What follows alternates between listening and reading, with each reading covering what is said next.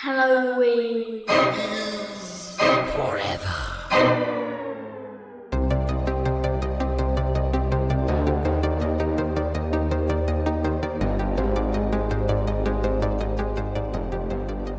Oh, Steve, my boy, how are you doing? I'm good, Brian. It's almost Thanksgiving. It's almost Thanksgiving. Radio, it is. And for that very reason, Steven, I've got two Thanksgiving jokes for you. I'm going to let you pick your favorite, all right? Okay, Duke. All right, first one. I'm going to start out mild. I'm going to get a little more blue, a little more saucy, okay? So, why did the turkey get kicked out of the football game on Thanksgiving? I don't know, Brian. Why? Because he tripped a fan. Ah. Yeah, okay. Tryptophan, Yeah. just tryptophan. It's that chemical that if you eat a bunch of it in turkey, it makes you sleepy. Mm-hmm. Yep. Yeah, not the It's reaction I was looking for necessarily. We'll see. We'll see how the other one goes. How about that? All right. So Thanksgiving. It's Thanksgiving at Jeffrey Dahmer's house. Aha. Right? Yes. His mother leans over to him and says, "Hey, Jeffrey, I don't know if I really like your neighbors."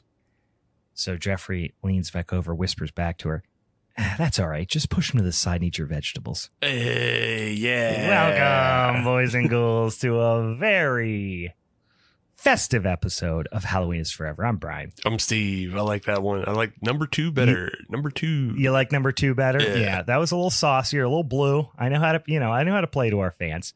So I just want to provide you a couple options there. I thought I had two quality jokes in the hopper. In any case, guys, it is the week of Thanksgiving. Hopefully y'all are getting the opportunity to spend some time with some friends, family, and loved ones. And maybe you'll get an opportunity to get off work for a couple of days. That'll be nice too. And eat some food and drink some beer and make merriment, watch a parade, maybe watch some football, that sort of thing. We are taking this fine opportunity as the year kind of winds down to start talking about what our favorite flickies of the year of our Lord 2024 had for us. So, we're not necessarily going to talk about all movies we talked about on the podcast. In fact, hopefully we'll primarily talk about movies we didn't talk about on the podcast. But undoubtedly there'll be some overlap there. So, we're not going to put them in any, specific order necessarily, right, Steve? But we are just going to talk about some of the movies that we liked. I'm sure I got a healthy list here. I'm sure you do as well. And it seems highly likely that quite a few of those are going to overlap. So we'll just kind of go down and talk about them as they come about. How's that sound? Yo, sounds good to me, Brian. Sounds like a plan. Well, I will say this too, guys. There's going to be some spoilers, and we're going to be talking about a lot of movies. Now, we're not going to talk in-depth plot synopses, obviously, on all these movies. We're talking about some highlights, some things we liked about them, maybe some things we didn't like about them, perhaps. But there's probably going to be some spoilies here or there. So, just going to give you a little heads up now, just in case you haven't seen any of these movies. You can pop forward a couple of seconds in the old podcast if you feel so inclined. We'll try not to get too deep on all that mess anyway. Yeah. But before we do all that shit, Steve, you drinking on a beer over there? I know you is. What are you sipping on? I'm drinking on big beer. I'm drinking big on old big old beer, and it's been sitting in the fridge for a long time. Been aging it, but it's like kind of the perfect just moment for this beer. Because we're peaking. I mean, at least I hope taste-wise it's peaking, but I know weather-wise it's peaking because we got our first snow. We sure did. We're finally pretty much, I'm assuming we are done with 60 and 70 degree weather for the rest of the year. I would venture to say so, yeah. I hope to God we are, because if we're not, we're in big troubles. Yeah. We're in the troubles. Yeah, then it's official. We're in the troubles. But yeah, we did get some snow, and it's looking like it's gonna be. Now I'm gonna be down in beautiful Nashville, Tennessee later so I'm sure I'll be dealing with some 60s and 70s. But as far as Pittsburgh's concerned, we're hunkering down. Yeah. And so I am drinking probably my favorite beer from this brewery. And I don't know that they've produced it in the last year or two, maybe. Yeah, so it's been sitting in the old fridge for a hot sec.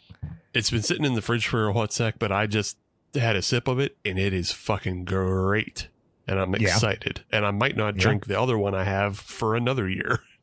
Yeah, but let her sit. See how she does. What are we drinking on? My the suspense is killing me. I know it should be. I want it to get you. I wanted to get everybody hyped and excited. Coming in at an 11.5%. Ooh, big dog. It is an Imperial Smoked Coffee Stout. I like the sound of that. Yeah, from Hitchhiker Brewing. It's their Clouded Distraction. Oh, all right. Them boys do some good smoked beers, and they do some good coffee beers, and so it stands to reason they do a good smoked coffee beer. Can't even find like a date when this one was. Oh, okay. No, I got it. Canned in February of 2022. So it has been 2 years. So we're coming up on 2 years old. A beer like that, honestly, I always said, with like KBS and stuff like that, I would find that it was like peaking at that like 18-month mark. So, and I've had beers. I remember I had worldwide stouts that I sat on for too long. You know what I mean? 6-8 years. That were still tasting pretty good. So those big old bastards, they're going to hold up well. Yeah, brother, when I tell you I got some of those in the fridge as well, sitting and waiting. Yeah. That's true too. But yeah, this one is fucking so good right now because like it's all smoke and coffee, and it's not that it's not like the bacony type of smoke that you get from the Schlenkerlas. But it's just kind of that, it's a little acrid, it's a little bitter, but you expect that, and it tastes just kind of like a smoky black coffee right now. Yeah. And it's real syrupy, and it's a little sweet, and yeah, I'm very happy. It's all the things that I love, and it's, of course, an 11.5% stout, so hell yes, I love, time to go. Like, the older I get, now I appreciate a really good, high quality coffee, right? But I also appreciate dog shit coffee, right? Yeah. I like to go into a gas station and just get that coffee that's like, they're surprised you're buying coffee. You know what I mean? They don't even have like the nice like machines. They don't even have the carafes. They just have like a pot sitting and scalding on like a burner. You know what I mean? And you just pour it in there, and it's like, and it's just char. It tastes like charcoal. I will. It just, especially first thing in the morning. That's what I really, really like, is that thing first thing in the morning. It just feels like it's putting some hair on your chest. It's waking you up bright and early. Can I give you one of my favorite fat behaviors to engage in? Please. Yes, please. So there's a gas station not too far from me, and I don't know like even what brand the gas station is. It's just a gas station. It just says in white. I'm just imagining a white sign, black letters, gas station. Yeah, like it's not a Cohen, and it's not like a BP or anything like that. So I don't know what category it falls into, but they have the coffee that it's just called Smokestack. That is just like, yeah. I've seen that before.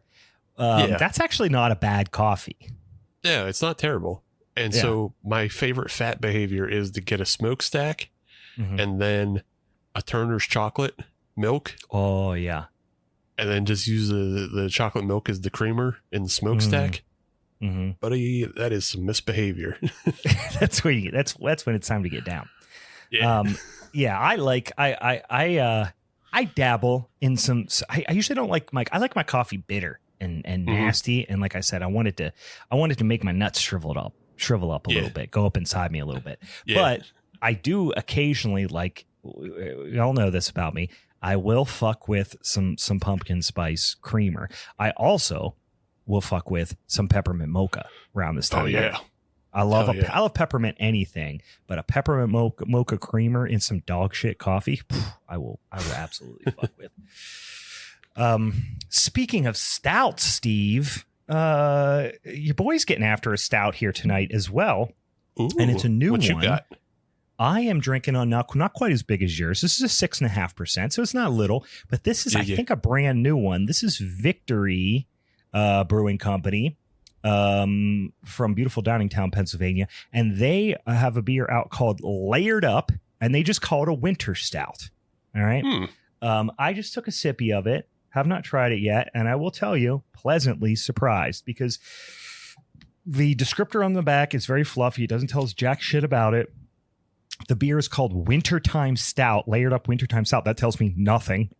Right. I was worried it was going to be a little on the sweet side, but I was like, you know what? If it's a milk stout, I'll fuck with it, right? But no, even better. This is drinking just like a regular ass old American stout. I fuck with that beer. Actually, it reminds me a lot. You know what it reminds me a lot of is Founder's Porter. Oh, okay. which is a straight up American stout. I think we've discussed before. It is. I joke that Founder's Porter is maybe the best American stout now that Sierra Nevada isn't bottling Sierra Nevada stout anymore. But damn, that is fucking nice. That is nice. That is the exact type of stout I like. Bitter, got some hop character to it. Still plenty of char and not too chewy. Like it's dry. Yeah. Fuck, that's nice. I think we were talking about it, or I was talking about it with one of our patrons, James, maybe either last week or like 2 weeks ago. Oh, that was when I couldn't get my computer. I was spraying WD-40 in my hard drive to get my computer to work. Yeah, it was one of those times we were kind of like waiting for you, and James was telling me about like some local beers he was drinking. I was telling him about some of the winter stouts around our area, and so I was just wondering, like, how does this Victory layered up compared to East End Snowmelt, which is a very kind of like it's also labeled just as like a winter stout. I think they might even just call that a winter ale, because that is like a aggressively hopped, I would almost call that closer to like a Cascadian dark ale or a black IPA. It's not full on black IPA, as it's not that as bitter, but it's quite hoppy, and it's like a deep brown, and it doesn't have a ton of roast. It's more of that like toasty nutty with a little bit of a roast angle on it. This is this is definitely richer and darker and more roasted malt forward. Okay. Whereas that definitely has some chocolatey notes, some coffee notes, but it tastes more of lingo, which I get it, but like that tastes more of like brown malt or maybe even a small amount of like chocolate malt. This tastes like roasted barley. Okay. So this, you have that nice, maybe even a little bit of, not maybe, I would almost guarantee there's a little bit of like black patent malt in that too. So you're getting that like ashen, a little bit of that ashen char thing. But it has some nice hop character to it, but it's not, I would say it's not as aggressively hopped as Snowmelt, but it's a little bit more stout richness, a little bit more in-depth roastiness. Okay, cool. And definitely a little bit more body. Definitely more body. I don't know, what is Snowmelt? It's not low. I think it's 7%. I think it's higher than this. No, I think what I say this is 6.5. I think Snowmelt's at least 7. No, I thought Snowmelt. Yeah, no, Snowmelt is 7. Yeah, you're right. Oh, there. Yeah. Yep. I love that beer though. I haven't picked any of it up this year yet. Gonna grab me some of that sumbitch. Yep. Yeah. But if I go to JR's, I think I'm gonna make a JR's trip because I'm pretty running low, and I want to get. I know they always usually have like bottles of the seasonal Southern tiers. So I gotta I think they have like a pecan type thing out right now as well for the holidays. Yeah. So I want to see if I can get a tiramisu and a pecan, and then if they got that Victory layered up, I'll probably pick that up now. That's where I got this, was at JR, so I know they got it. Okay. Well then, away I go this weekend. It's on the front side of the, how you go in the craft store and there's like that little island on the left. It's on the side facing the cooler doors. Well, where all the Victory is, you know where the fuck it is. Sure, anyway, for everybody who knows JR's. JR's in beautiful Rochester, Pennsylvania. The most local discussion we've had in a long time. It is. Hey, you know where that is in JR's? Hey, not where JR's is. You know where that one aisle in JR's is, that one section. Listen, I fuck with JR's. I love it. I love it over there. You can go over there, get a big ass thing of pickled eggs, so many different flavored chips, weird hot sauces. I love it. JR's local hot sauces, very good at that. One last beer thing before we move on. I was looking for that Von Trapp that you had from last week. Oh yeah. But I didn't go to JR's. I was at another distro. I was up in Moon, and did you get a Moon poppin' beer? Yeah. Yeah. And they only had the Von Trapp Radler, which was okay. That's fine. But while I was in there, I discovered, I've never looked for this beer in a long time, but just, being in that distro, I come across that Lion's Head is still out there. Oh yeah. And Lion's Head is still, for a 12 pack, $7.99. And I was like, fuck yes. Even in Joe Brandon's America. That's a hot price. That's a hot price. I have not had Lion's Head. I want to say straight up normal Lion's Head, like Lion's Head Lager or Lion's Head Pilsner, whatever they call it nowadays. Mm-hmm. I was going to say since high school, but I don't think that's true. I think I was up in Scranton, which is that's Lion's Head country up there. I was up in Scranton probably 12 years ago. And I remember going to a pub that had like 5 or 6 different Lion's Head / what is there? They used to have like a craft brand that they brewed there. It did. It's called It was like start with an ST. Yeah, I can't remember it.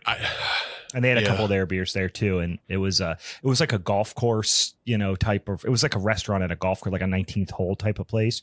Mm-hmm. But it was wintertime, I remember, because I was looking out the window, there was snow on the ground. But it had this really cool, like old school 70s style, like the bar was lower than everything else. Like you walked into like floor level, and then you stepped 3 steps down into the bar, almost like one of those old school 60s living rooms, 50s, 60s living rooms. It was conversation pit type ass. Yeah, it was pretty sick. But that was probably the last time I had Lion's Head, so I'm eager to learn how the Lion's Head is drinking for you. Yeah, I mean, I didn't pick it up. I just saw it. Oh, you didn't? Oh, I thought you said you got it because you couldn't afford. You couldn't avoid the $7.99. You just couldn't let it go. No, I just saw it. And I got excited to know that it still is that price. Of like, it just the price point never moves. I never had a problem with Lion's Head. I will tell you, Straub is dog shit. Yeah, but I will because it's cheap too, right? It ain't that cheap. But, once upon a time when you'd find it really cheap, I would get some Straub. And I remember I got a 2 30 packs. Actually, it was the first time we went out to the very first Joe Bob's Drive-In Jamboree out in northeastern PA at the Mahoning. And I took 2 30 packs of that. I took a bunch of beer, but among them was 2 30 packs, one of Straub Amber and the other one of Straub Light. Yeah. And they were both the most miserable diacetyl bombs ever. Yeah. And like we were partying with people, we were playing quarters, you know what I mean? Like it was hot as fuck out the one day and we're just hanging out with people. And I was like, hey, have some beer or whatever. Cause we were up in Straub country pretty much. And people were coming from all over and they were like, what's this beer, Straub? I was like, it's just like a local, like cheap lager beer. And they were drinking it and they were like, fuck, dude, this is terrible. Thank you for the free beer. I will drink it, but this is terrible. I was like, yes, it is. It's awful. I'm sorry that I'm introducing you to Pennsylvania beer this way. Yeah, this is not what all Pennsylvania represents. We're sorry. Yeah. We're sorry. Take free beer. We're sorry. Yeah. So, hams still hottest deal in town. 30 pack of hams. I don't know what's going nowadays. Can't be more than $14-15.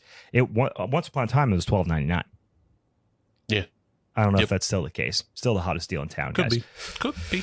All right, so we got one more thing we get into before we start talking about our 2024 faves, guys. We need to talk about what we're going to be doing next week. Believe it or not, next week, guys, it is going to be December. We are going to have the first episode of the beautiful month of December. Monday, December 2nd, we'll release our December Showdown. And we do a little thing called Secret Satan around here because this time of year, Jesus gets a lot of press. A lot of people talking about him. A lot of people talking him up. A lot of people saying he's the reason for the season. I say, kiss my ass. I'm here to raise some hell, to hail Satan, to do some sex magic, to fuck shit up. And Steven, is there a better time to kill God than around Christmas time? If we get an opportunity, we need to pull the trigger here. Yeah, no, in all things, if you have the opportunity, pull the trigger. Yeah, it's a good day to kill God. That's what I always say. Hail hey, raise hail, praise Dale. First of all, Yep. Second of all, it's a good day to kill the god, and I'm holding the number 3 up to the Intimidator, looking down from heaven. Like I said, I'm trying to kill God. For some reason, still believe in heaven, still believe Dale's up there, so I raise that 3 up high. You know what I mean? Yep. I've been working on a shirt, and it's like it just sits like I don't know. I have to draw it, and drawing is hard. Yeah. But I've been working on a shirt, and the idea has always been raise Dale, praise hell. and it's like zombie Dale Earnhardt coming out of the ground. Yes. Yeah. It's just like I'm just trying to figure out like what is the design exactly that I want. Yeah. And then but it's just like I just gotta put it'll get done now that I said it. He's wearing the old school black, red, and white Goodwrench fire suit. Mm-hmm. He's got the That's tall how he trucker. was buried. Yeah, he was buried in the fire suit. I hope so. Yeah, he's got the tall trucker hat on, perched on top of his head. He's got the fucking shades. He's got the stash, but otherwise he's a skeleton. He's a skeleton. Yeah, yes. He's a skeleton. He's coming up out of the dirt. He's holding a 3. He's got a thought. He's got a word bubble that says, if he ain't rubbing, you ain't racing, something like that. Mm-hmm. And so we're raising Dale. Right. But we're also praising hail. Yeah. Praising hail. See, my idea was to have like similar to what you were just describing, but like it's a couple like necromancers, druids, like around the grave. And so like one has like a book open and the book has like magic going. And then the other druids are holding up the 3. And then you just see the front of that Goodwrench Monte Carlo coming up out the dirt. Maybe, number 3 on maybe it's the Monte Carlo, or it's maybe the whole car is coming up from yeah. hell because he got buried in the car. That's the assumption. Oh man, yeah. So I love it. I love it. That's what it's the name. It's the reason for the season, as far as I'm concerned. So whenever we're talking about our Christmas festivities, we're doing not a Secret Santa. We're doing a Secret Satan. And historically, we've done a few different variations of it, where we, meaning the hosts, myself, Steven, and of course, R.I.P. Rest in Ponies, Horse Girl, Meg, our former third co-host. We would give each other a movie that we have to guess who gave it to us. Then we've done ones with the Patreon subscribers before. We've done a bunch of different stuff. This year, we kind of opened it up to our Patreon subscribers and said, you get first dibs. You get first crack at this motherfucker. If you have a movie that you want to throw out there to put on a Secret Satan wheel, we'll spin the wheel. But you informed me, I think it was last week, that there was actually one of our patrons specifically suggested a movie for me. So Steve, explain to them how we're going to do this, how we're going to pick the movies, because we're going to announce them for Secret Satan. So y'all have a little bit of time to go out and watch them this week if you want to before our showdown. Yeah. So as already mentioned, one of our patrons just straight up said, I'm giving a gift to Brian. Yeah. Which is usually bad news. Yeah. Usually bad news. If somebody's giving a gift to Brian, I mean, yeah. Usually bad news for Brian. But, and they hate the movie, so they think they're getting you, but I don't hate the movie. So I don't know if they're getting you as good. Right. But they gifted The Mean One from 2022, 23, 24. I mean, that movie's just constantly been coming out. So like it comes out and then it goes away and then it comes out again. But this is one that I have not seen either, but I am excited to see because you spoke. I wouldn't say you spoke highly of it, but you had mentioned that it's kind of fun, and fans of the podcast know that I love a fucking Christmas horror movie. I mean, I'm watching one right now, and literally on Tubi, every single suggestion of what's coming up next is Christmas horror. And it stars, or I don't know if it stars, I haven't seen it, but the main character, the titular mean one, which is of course I would assume it's a Grinch knockoff of sorts, right? I know it is a Grinch knockoff of sorts. And I don't even know if it's a knockoff. It's like the Grinch. I just don't know if they can call it the Grinch. They can't call it the Grinch. Yeah. That's all. Is played by the great David Howard Thornton, who plays, of course, one of my absolute all-time favorite horror villains, Art the Clown, in the Terrifier franchise. And I'm a goddamn nut when it comes to the Terrifier franchise. I love it. So I think I'm happy for this. So I'm hoping it backfires on who gave this to me? Was it James who said this? No, this was Dan that gave you. Oh, Dan. The mean one. Oh, Dan's in the Discord right now. You think you're fucking slick, don't you, bud? Well, guess what? Yes, you fell right into my trap. You fell right into old daddy's trap here, because I'm excited for this one. And you said it came out, I don't know, somewhere between the years 2021 and 2023 or something like that. Yeah. Like All didn't have, it came out and then I think it had like a limited distro and then it went away for a while. Nobody could find it. But now I think it came back out onto like larger platforms. Yes. So everybody can watch it now. But yeah, it does only have a 3.9 on the IMDb's, but sometimes that's bullshit. Fuck IMDb's. I don't give a shit what they say over there. Dan's suggesting that I bring some Advil, and I don't know if that's because there's some annoying, something to it, or if it's just aggressive. And maybe, I could imagine the voice being aggressive, something like that. But here's what I'm going to do, Dan. I'll one up you. I'm going to smoke myself stupid before I watch this movie. I'm going to fucking nuke my brain before I watch it. So I'm in for the long haul. Can't be nuking your brain. That's no fair. That's cheating. Nope. Dan agrees with it. He threw it out there. He's saying it's okay. So that's the plan. That's the plan. I am going to microwave my frontal lobe before I watch this. So, all right. And for the other two, we're doing a little spin in here for you and our guests. Is that accurate? Yes, we're going to do a little spinning. So we're going to be joined by Anthony from They Called This a Movie. I like to call him Tone Dog. He likes when you call him Tone Dog. Old Tone Dog. Old Tone Dog. Tone Dog's coming on the pod. And we've had Anthony. Anthony's, is this his second or third time? This might be his second time on a showdown.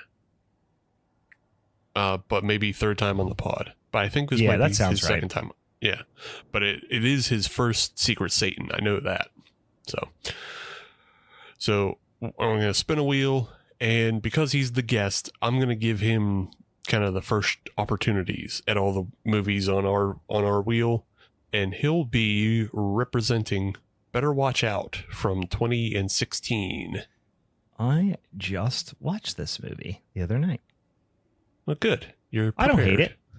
I don't hate this it's movie. All right. Yeah. It's all right. Yeah. I'll have to see it in context next to the mean one to see what that means, to see how I feel about it. Yeah, I mean, obviously I haven't seen this, but I've seen Better Watch Out at least, I think 3 times. Fairly well performed. Got some supremely hateable, couple of really supremely hateable characters, right, which is fun. And it's good. I like Better Watch Out. Very it's got a lot of Christmas vibes, I will say. I've talked about a lot how as much as I love Christmas horror movies, sometimes they're my Hallmark movies, So like when I have them on the back, like the one I have on now, I don't fucking, what is it even called? On Tubi, it's called He Knows. Assume it's he knows that you sleep and he knows when you're awake kind of situation. Not a lot of Christmassy vibes so far, so I'm a little bummed. But I will tell you, Better Watch Out, big Christmassy vibes. So I'm in for it. That's the one thing I can definitely say over the mean one. Like the mean one tries its best, but it feels definitely like a California Christmas in a way. Like there's not always snow on the ground. Like they try, but like Better Watch Out does perfectly kind of encapsulate, those holiday vibes at all times. Yeah. The lighting is very holiday centric. Yeah. Okay. Fun. All right, Steve, what are you going to be tasked with here for this merry mischief that is our Secret Satan Showdown? So I actually get a movie that I haven't seen, but it looks fucking insane. And so I'm enthused. Yeah. It is 1989's Deadly Games, aka Dial Code Santa Claus. Have you really never saw this movie? I really haven't. Wow, haven't. you are in for a treat. This movie is a absolute fucking blast. It is so weird. It is. So this is it's French, first of all. It is if you take Home Alone, yes, and Funny Games, and combine them together. Yes. And the intruder is dressed as Santa Claus, and it fucking rules. You're gonna love it. This is actually one of my favorite Christmas horror movies. Deadly Games, aka Dial Code Santa Claus, and I think there's a third title too. There's a bunch of titles. I looked it up. There is a bunch of titles to it. Yeah, it's like 316 Santa Claus or some shit. Yeah. 316. Yeah, because that's the equivalent of calling like 911 or emergency or something like that. I think, if I recall, in France. You're in for a treat. You're in for a treat, Steve. Really, really fun movie. Terrifying in certain aspects, but also just really fun, as you might imagine. Booby traps. There's a little kid. The Kevin McAllister character acts like he's got like a Rambo complex. Nice. And also he's like, his parents are like bajillionaires, so he has like every toy and gadget. It's less Kevin McAllister. I mean, obviously Kevin McAllister's families were fucking bajillionaires too, but it's like if Kevin McAllister's parents, like Kevin McAllister's dad was Inspector Gadget or something. You know what I mean? It's just like, oh, great. It's wild. Yeah, you're gonna like it. You're gonna like it. Awesome. Yeah, it looked crazy, but yeah, I had just never seen it, and so, yeah, here we are. That's what we're doing, though. That's the Secret Satan Showdown. The Mean One versus Better Watch Out versus Deadly Games. That's quite a lineup. Yeah, I don't think there's been a more, like, spread out lineup. Diverse, I was just about to say, yeah. Yeah. Join us next week for that shit, because it'll be fun. That is going to be mighty festive, boys and ghouls. So come back around next week and listen to us talk about those three movies. It's going to be a motherfucking Yuletide slobber knocker, guys. All right. Last thing I will mention here is, of course, two things. One, if you want to follow us over on the social media because you want to see some spooky ooky shit all holiday season long, go over and follow us on Instagram. On not really so much the X anymore. I think we made a conscious decision to just leave that tire fire behind. But you're over on the Blue Sky. You're on the what is it called? Switcher Threads. That's it. Threads, of course. Threads. Facebook. All that stuff. Check us out over on the social medias, or if you want to shoot us an email because you got some sort of request or some suggestion for a minisode or a showdown topic or something, you can email us halloweenisforeverpod@gmail.com. And then if you really like this old podcast we've been doing for a hot sec, you can go over to patreon.com/HalloweenIsForever. Steven, tell them all the fun shit they can lean into over there if they want to give us some of that paper money every month. Well, you're too late to suggest movies for the Secret Satan Showdown. But you that's fucked up something once. You can don't make a mistake twice. Yeah. But if you get in on it now, you can be there when it comes back around next year. Mm-hmm. You can get that. Mm-hmm. You can suggest your movie when it comes back around next year if you're sitting on one. But you fucked up now. So yeah, live with that. Sit in your dirty piss pants. Your shame piss pants. Sit in it. Then pick yourself up by your pissy britches, get over on the Patreon and say, I'll hit it around next year. I like to imagine it's like Santa Claus piss pants too. Like the wet, sopping wet.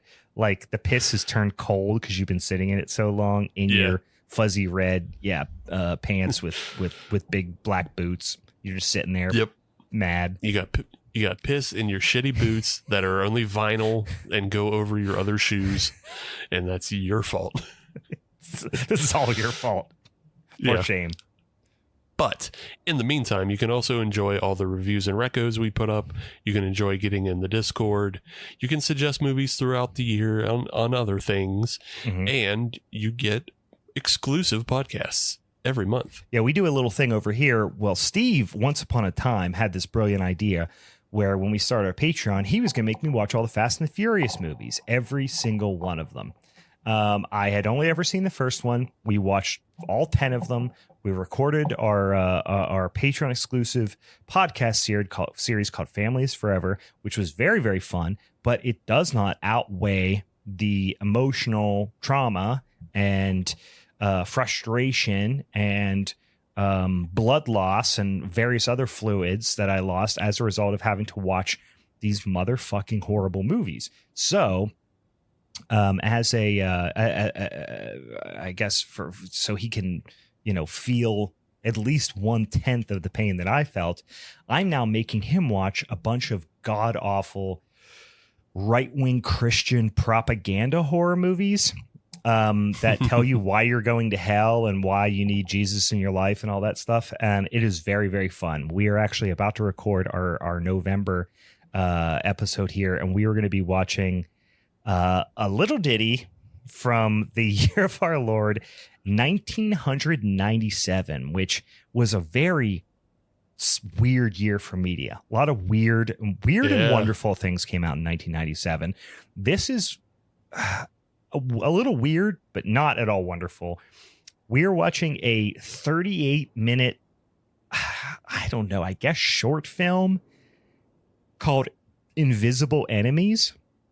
Yeah. And it is batshit bonkers in the most 1997 way possible. So we're going to talk about how dumb that is and how much we hope that the filmmakers are drug out in the street and run over and, shit like that. So it's a lot of fun. So give us $5 a month. You get all that stuff and you get to come over. Oh, also you can hang out with us here in the Discord as we record live, which is a lot of fun. We always love it when our friends are here on the Discord.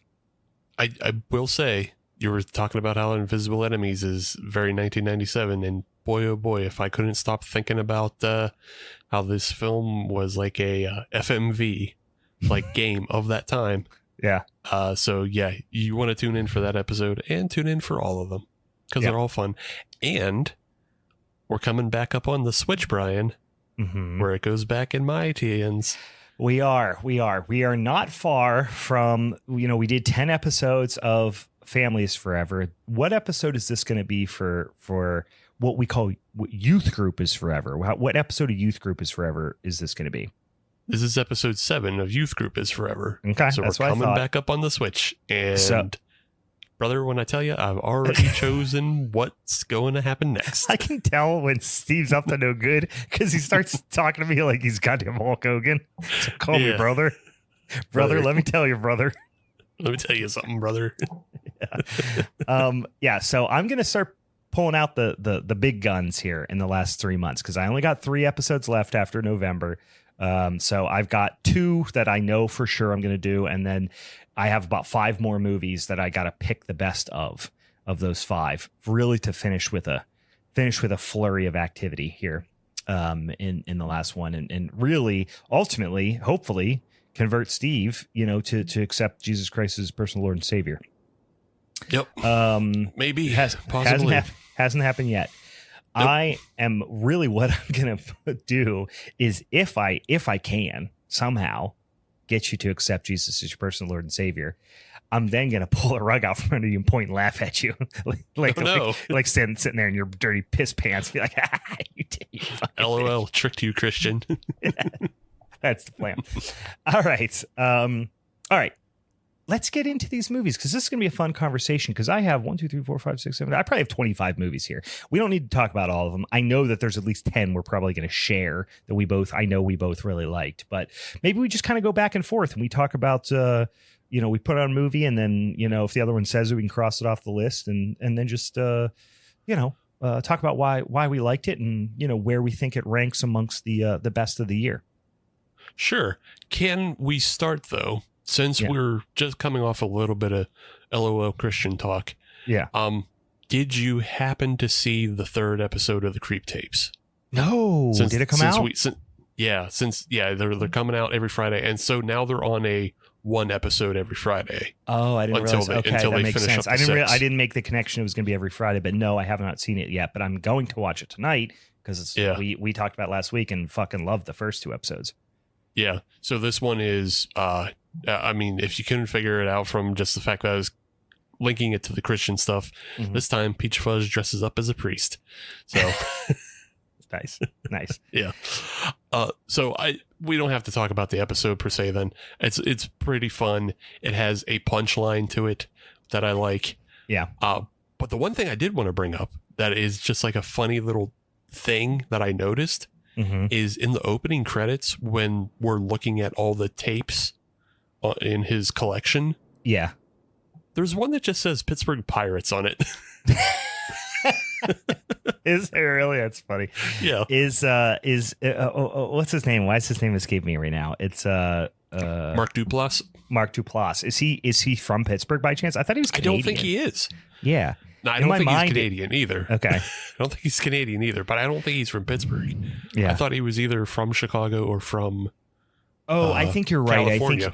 I think yeah, Chicago sounds right. That might be wrong as well, but in my mind for some reason he I thought he was from he's from we're way off. He is from Nolens, Louisiana. Great. Yeah, see. Yeah, we were both off. But yeah, that is interesting. I wonder what the Pittsburgh Pirates tape was. Kind of trying to think. He's 47 years old. So it's not even like, yeah, it's not even, I guess he could have been a kid in like when the Pirates lost that play at the plate to Sid Bream against the Braves. I don't know. Why would he be a Pittsburgh Pirates fan? Who knows? Could just like a general fan of Clemente. I don't know. Maybe. Or maybe Duplass. I should have guessed New Orleans, by the way, by his French sounding name, but yeah, maybe it's his director partner, Patrick Bryce, that has a Pittsburgh tie somehow. Could be.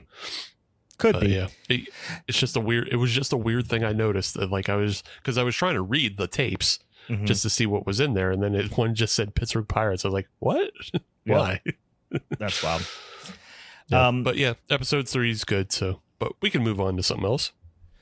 Well, do you want to give me one of your, again, these are in no particular order, just movies that we thought were standouts for 2024. Maybe at the end we can make some declaration about what our favorite film of 2024 is so far. I know we've got a couple of things to come. I know we've got a Nosferatu coming out here on Christmas Day, so the year is not over. I have high hopes for that one, but do you want to just go through and just throw out one you think is worth talking about? So I guess I'll lead off with like just a big hitter for me, and it was in my 31 days of horror recos, but I'll bring it back up for the general audience. Strange Darling. Have you seen? This is regrettably one of the like ones that seems to be on everyone's list that I have not seen. There's probably 3 movies that a lot of people are talking about, not necessarily in a top 10 sense, but that a lot of people were talked about this year and I just haven't got around to. And this is one of them. Yeah. I didn't see it when it like first came out and was in the theaters and everything and had a bunch of buzz around it. But the one thing I saw a lot on social media was go in cold. Don't look up at anything about it. Yeah. Just see it as blind as possible. And they're absolutely right. It's one of those films that you have to see blind. Unfortunately, it may not benefit like future viewings because of that. Yeah. But you have to see it. There's a couple on this list that frankly I was the same way on, that I liked a lot, and then upon a second viewing or upon a second consideration I was like, that's probably doesn't have a high rewatch value. But that's one of the reasons why I haven't watched this movie, is I know a little bit about it. I don't know a lot about it. I just know the general premise, right?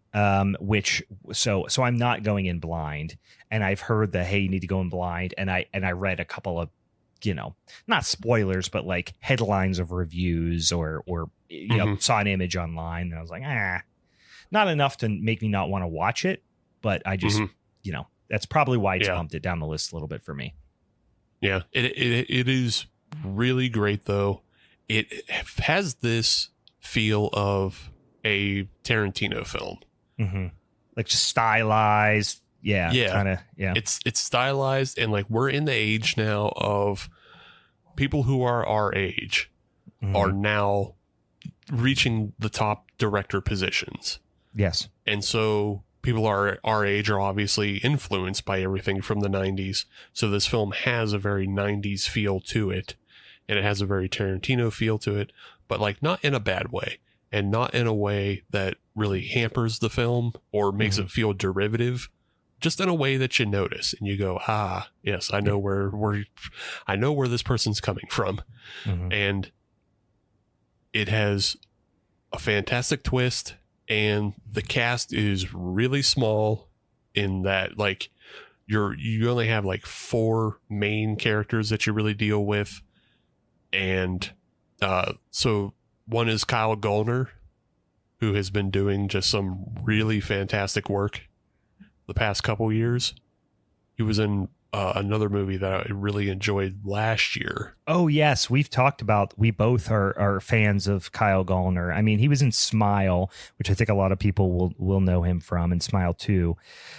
But yeah, he's been in, we've talked about how we both like this guy. He's been in some good stuff, and he's been in some dog shit, but even the things that are dog shit, he stood out in. I remember we both like The Cleansing Hour, right? That he was in, but then he's been in some other stuff that I think are I don't know, kind of general dog shit. I mean, some of the recent Scream movies. Yeah. He was in Scream 2022, and like, that's okay. That's whatever. But the movie that I enjoyed him in from last year is called The Passenger, which leans a little bit horror, but it's kind of more of a thriller type deal. I don't think I saw that one. It's an intense film. Yeah. But yeah, I like that film a lot. But yeah, he's also just been like, he's been working at it is what he's been doing.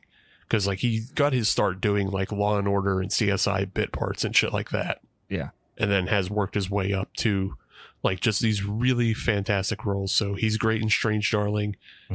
He plays against Willa Fitzgerald in Strange Darling, and she, for me, is most recognizable from season 1 of Reacher. Oh, okay. So yeah, she's kind of the lady sheriff in Reacher that is like the only one that believes him, and it like goes along with Reacher, and then also winds up banging Reacher.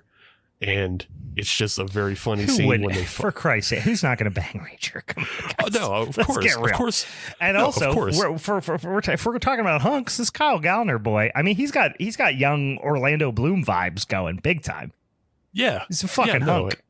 She gets a lot of hunks, but it's just the sex scene in Reacher is hilarious because they're in the shower and it's filmed from a top angle, so it's literally just Reacher like enveloping her against the shower wall. He's too goddamn big. Yeah, get out of here. You look like a fucking giant monster.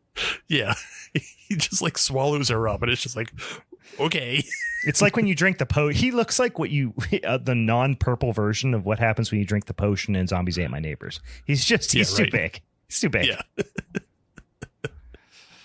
But yeah, Willa Fitzgerald kills it in this movie. And then Ed Begley Jr.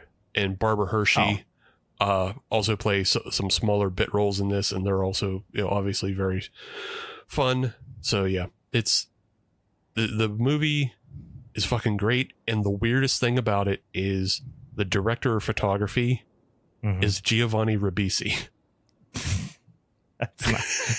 He could have gave me a week to guess names. I wouldn't. You wouldn't have came out of my mouth. Yeah.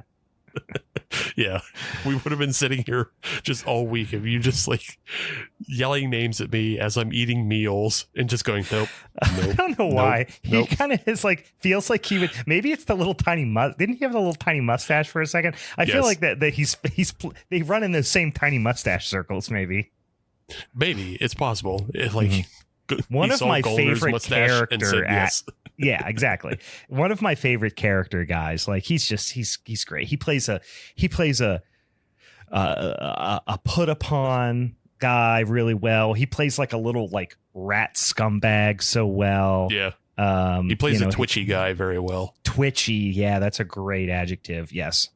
Love Giovanni Ribisi. Yeah. So, but yeah, he does an okay job. It's not like amazing DP work, but it's not uninteresting either. Yeah. So yeah, it's just a funny thing that he's the DP. And I think before this, he only had a couple like short films and music videos he also did a DP job on. So I guess he's gotten really interested in doing photography work. All right. It's fine, you, buddy. But he's been at it since he was a kid. You know what I mean? He's been in the business forever. So, right. But and I think that's also more of that 90s influence as well, because he would have been growing up acting in the films. Sure. That were, of that indie wave of the 90s. He would have been acting in those. So yeah, influenced by those. But overall, Strange Darling is a great film and everybody should go see it. Yeah, I got to get. I mean, it's been on my list forever. I just haven't pulled the trigger. I mean, I just watched The Substance this week, so like I'm just been. Well, I've been deep down this J horror situation for a minute, and I know I've been I haven't watched this many. I mean, I've watched a lot of new movies this year, certainly more than the average person. But in other years, I feel like I've seen every like major, not even major, but like everything new that comes out. And this year, I've been stuck with some, getting after some older stuff. But all right, I'm gonna throw in a horror that I know we both liked, and I'd be surprised if it wasn't on your list. And I think. It's insane that I don't remember, but I think we did an episode very recently on this. Did we do Daddy's Head? No, and I haven't seen it either. You haven't seen it? My gosh, why did I think that? I imagined an entire conversation between us that didn't happen. All right, well then I will not. Not that I was going to try to spoil it otherwise, but I'll try to keep things light. Daddy's Head, fantastic. Weird. I think we talked about it. Yeah, we talked about it on our previous episode, but we didn't. I didn't watch it. All right, got to check this one out. This is directed by Benjamin Barefoot, not to be confused with Bigfoot Benjamin. Very, very close. But Benjamin Barefoot. He did Double Date in 2017, which I did not see. Not a lot of other. I mean, he's definitely got some credits, but not a ton of things that I'm super familiar with. And 1, 2, 3, 4. I mean, yeah, mostly shorts. I don't know a lot about this guy, but this is I think it's a British production. It stars Julia Brown, who has been in quite a few things. I think most of which are British, so that's why I think it is a British production. Yeah. Mm-hmm. And I'm not even going to set up too much, but she's one of the main characters. There is a kid in it who does a great job. He's a really good child actor in this, but he has this really unique balance of like, he starts out where you're like, this little like rich douchebag, you know what I mean? You just don't like him. He's got he's got annoying hair. And then eventually you really start to feel for him and get connected with this character. And it's really a testament to his performance. And he has perhaps the most British fucking name I've ever heard in my life. Rupert Turnbull. That's the actor's name. The most British name of all time. But he does a tremendous job in it. Basically just name that child Terry's Chocolate Orange. Yeah, it's the most British name I've ever seen in my life. I'm going to try to set it up without spoiling anything. It is a relatively small story, but it has cosmic horror elements to it. If this was based on a Lovecraft story, you wouldn't be surprised to learn that. Sure. It has some really striking memorable imagery, which I'm a sucker for, because I will say I have seen other stories that have some similar themes for sure, but not done exactly like this.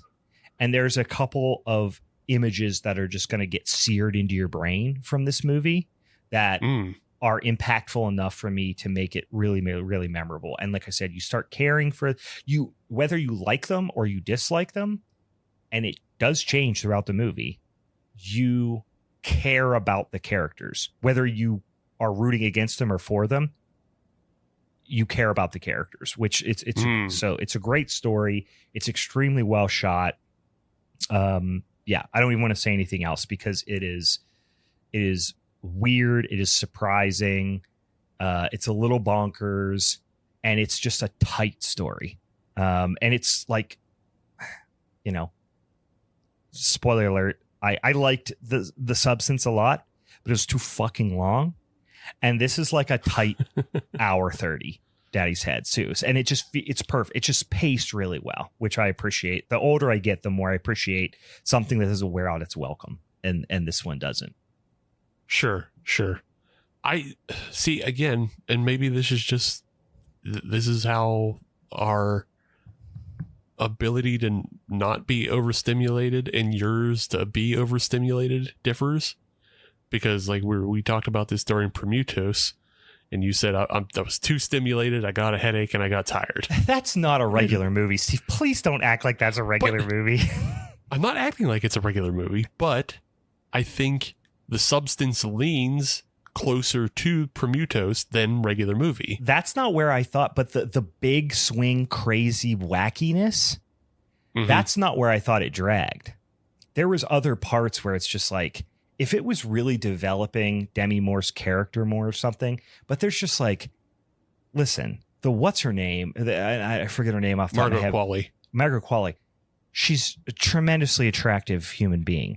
And I'm not complaining about constantly looking at shots of her in all of her angles of her body. Right. Yeah. But after a while, you're like, we get it. But that's why it's overstimulating. Because it is just like that whole film is meant to be overstimulus. Yeah. Is because you are constantly in these extreme close-ups of her bathing suit area is the only way to explain it. Like, because it's not just her butt. Sometimes it's her butt, but a lot of times it is like she is standing over top of you. You are a mirror. She is standing over top of. You're just like, how much of her pelvic region can I see? Yeah, but it's extreme close-ups of that. But even before we get to that kind of perversion, it is also like extreme close-ups of Dennis Quaid's fucking. No, I was gonna say Dennis Quaid, his fucking butthole mouth when he's shoving raw shrimp into it. Yeah, but then it's. That has like, but it's gross and it's overstimulating and it's unusual to be that close on anything. And so I think that burns out a lot of people when they see that much stylized imagery over and over and over again. Like, because it makes your brain process things differently and it makes it weird. I didn't think, and we can absolutely, like, we probably might as well at this point just get into the Substance because I think it's going to be on both of our lists, right? It's definitely on my top 10. I'm not going to put it at number one for me for the year, which I think a lot of people are just putting it at like de facto number one for the year. I like it a lot. I thought it was super unique. You didn't know where it was going. There were some instances where it was a little bit predictable, but you didn't know where it was going for the most part. But I didn't feel overstimulated by it. I actually felt at certain points where it was like, you're dragging out something that I know what's going to happen next. And if you drag out the situation where I don't know what's going to happen, and it's like the Willy Wonka quote, like, the suspense is killing me. I hope it'll last. Like that you're like, great. But if it's like, I know what's going to happen next. Sure. And they drag it out for 5 minutes when it could be 20 seconds. And I'm like, come on. The movie was fucking how long was it? It was like 2 hours and 15 minutes or something. Was it? I don't know. I didn't feel it. I didn't feel it. Long. It's too fucking long. Really, really well acted. And I love the bonkers. 220. And I don't remember it being 220. That's so weird. Long. So Dennis Quaid, first of all, fantastic. Relatively small, not a small part. There's not a lot of characters in this movie. So he plays one of the large ones, but it's 90% two people. Dennis Quaid being cartoony and everyone else in the world being cartoony, I love. Right. I love this. This is like we're living in a comic book. Right. I think that's fun. But there are just, there are just times where Demi Moore's character, who's supposed to be and it's certainly early on, is supposed to be the one that's bringing us back to Earth a little bit and is just adapting to the environment, is just doing like, I don't know that we need to see her doing all the cooking stuff for as long as we did, and like seeing her spiral into her eating thing that much. I understand that is part of the message, is like, this is what the culture does to women, and I get it, but I can get it with less of that. Sure, maybe. I don't know. I just disagree.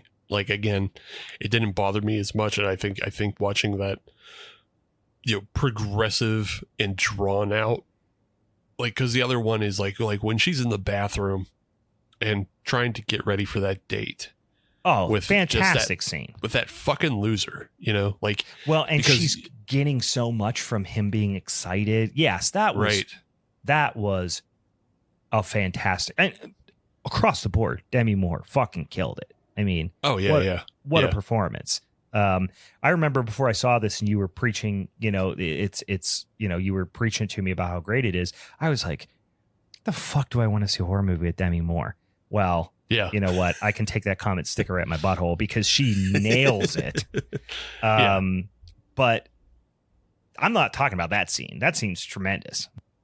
No, but I think it just goes hand in hand with like the cooking scene. Is like, it's still that same, just like being worked over by your emotions, and like your internal, like just like your internal like non-confidence in yourself, and because she's ultimately beating herself up, which, there's two characters, and it's, and if you want to see, it's the id and the super ego, or if it's the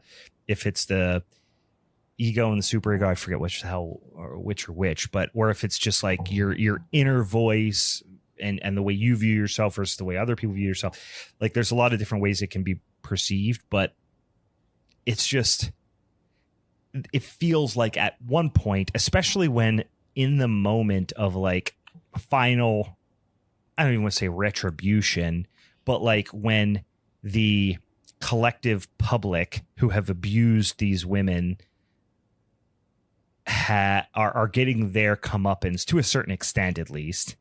Right. We're hearing voiceovers of the bad things they said to her and stuff. And I'm just like, the spoon feeding is unnecessary, I guess, is what I mean. Yeah.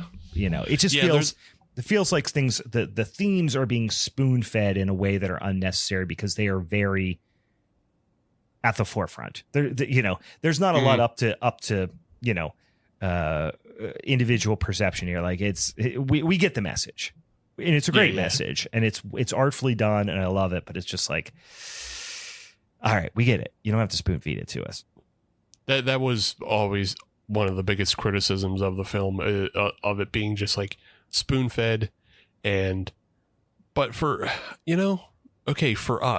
for us, not to sound snooty about this, but for us high-minded art individuals who or fucking movie dorks, however you want to say it. Yeah, movie dorks, art-minded people. We consume art, we view art on various platforms, and we know how to kind of break it down and read into subtext, and even create our own subtext that maybe the artist didn't intend. Yeah, we can all do that. There's a huge amount of population that can't and doesn't and won't. But does that does it make it a better movie to dumb it down for? No, I think it makes it a more accessible movie. Yeah. And I think by dumbing it down, like it's a choice the filmmaker made. Yeah, it is. Yeah. But by dumbing it down, the filmmaker gets to maybe introduce the other arty elements that we like to a bigger audience, is what it essentially amounts to. Yeah. I'm being a snooty douchebag, and I'm the person who can sit here and armchair quarterback it and say, like, I don't care if it makes money because I just want it to be the thing that I want. And I guess I understand that the filmmakers have other pressures and that sort of stuff. Mhm. It's just I personally would have liked it better if it was 1 hour and 1 hour and 50 minutes instead of 2 hours and 20 minutes, and took some of the Sure. spoon feeding out of it. But overall, tremendous movie I will watch a lot of times. Goes absolutely batshit bonkers. One other thing, which I just watched it last night, so Mhm. I can't say that I don't know how I haven't processed the whole thing enough to know how I feel about it yet. I think this is one that's going to demand a second watch for me to really understand how I feel about it. And I know this is going to sound like I'm contradicting myself, because I always talk about I love movies that take big swings and go bonkers, and this Sure. does in spades. But the tonal shift of the third act in this movie is so wild Yeah. that it is fun, but it almost it becomes a black comedy.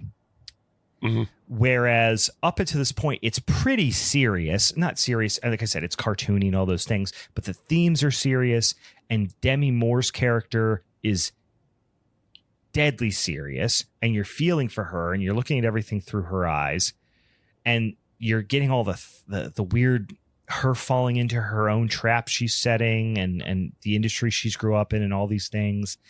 And then you learn to hate the people she hates, and all this stuff's happening. You feel for her, and then there's all the weird gross out stuff that's happening, like body horror, and not even the crazy body horror places it goes to, like the body horror of the things she's doing to her body, because she has such low self-esteem, and she only values herself for her appearance, and the value that the perceived value that the industry gives her, and all those things.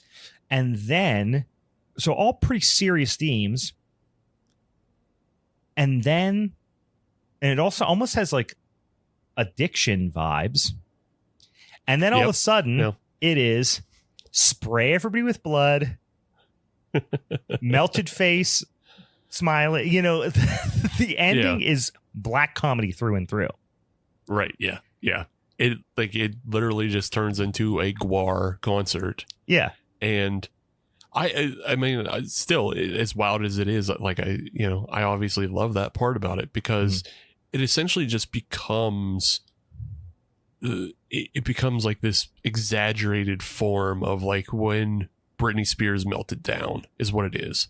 We're watching the meltdown of somebody. Sure. And everybody who is at that, the way we all watched Britney Spears meltdown through TMZ and through, the various news outlets, like those people in the audience are doing the exact same thing. They're watching the monstro Eliza Sue, Sure. They're watching her fucking come apart. I mean, but that's just a straight up joke for them to put that up on screen though, too. Like that's just a bit. They're just doing bits.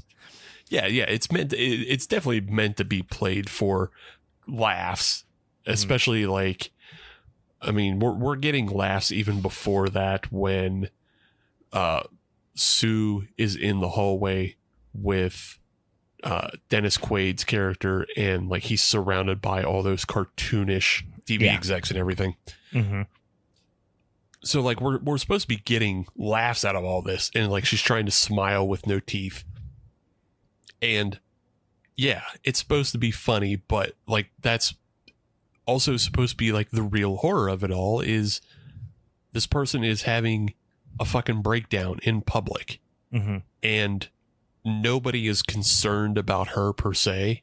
Everybody's freaking out about like how she's affecting them. Yeah. And like they're treating her like she's the monster, as if they didn't create it, as if they didn't have a hand in it. And then they're all trying to punish her and push her out the door and all of that. And it's just, I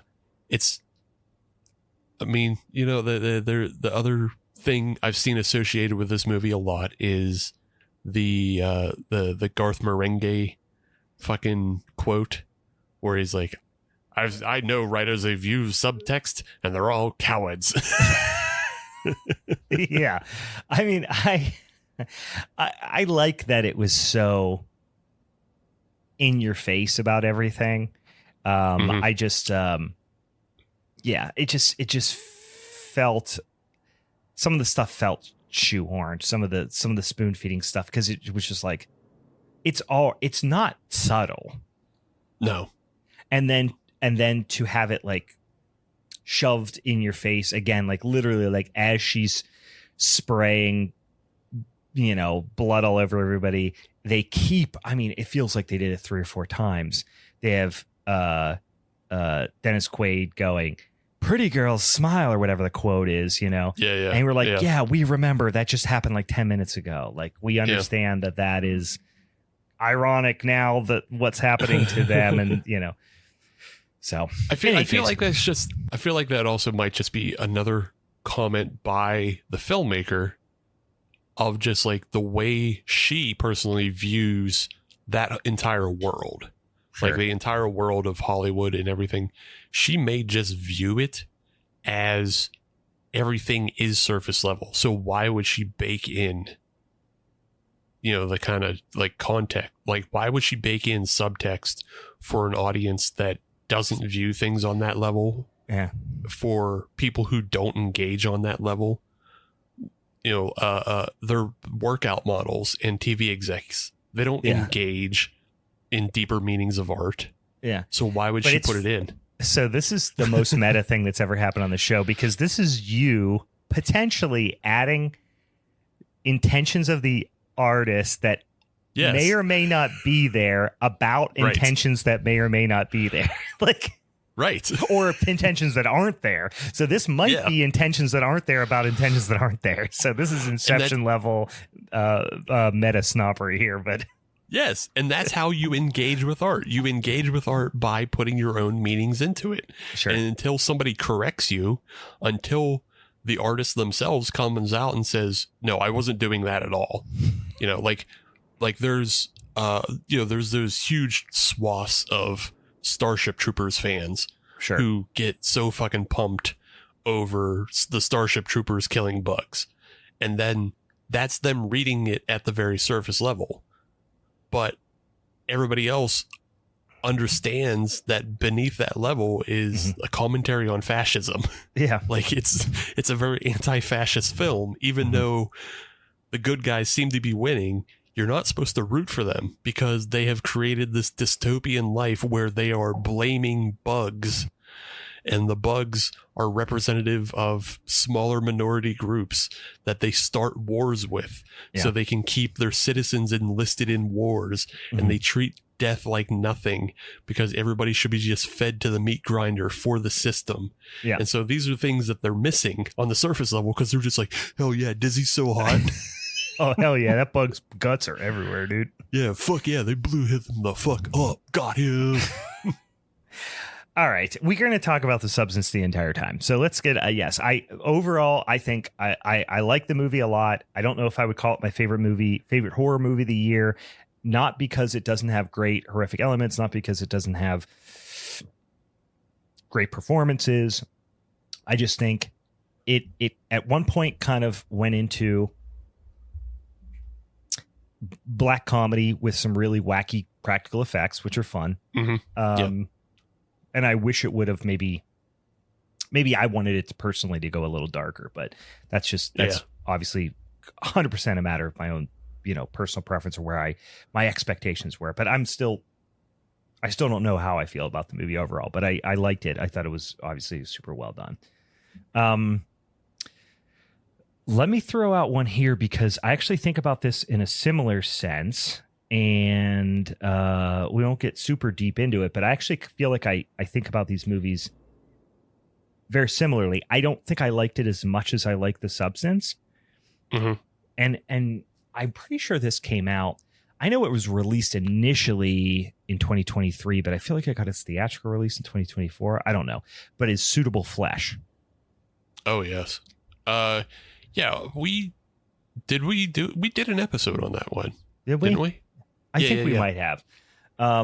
But yeah, I mean, some similar themes of youth and of not vitality, but virality, maybe, I don't know. And trying to preserve something by any means necessary, I guess. And honestly, kind of similar. Not, I mean, Demi Moore's performance is like one of the more, and I'm not even saying like the actual physical performance itself, but just I'll say a ballsy performance, a very vulnerable performance. Yeah, indeed. For someone who has been, it almost felt autobiographical in a lot of instances. You know what I mean? Demi Moore being this like, you know, very much like a sex symbol for as long as she has been, you know, and then for her to put herself in that position and be as vulnerable as she has was just like, I don't know, really, really impressive. I don't think that Heather Graham did certainly nearly to the same extent, but nor did the performance call for it. But I just felt like there was a lot of similarities there. The whole time I'm watching this, it felt some of the quirkiness of it felt very much in line with Suitable Flesh.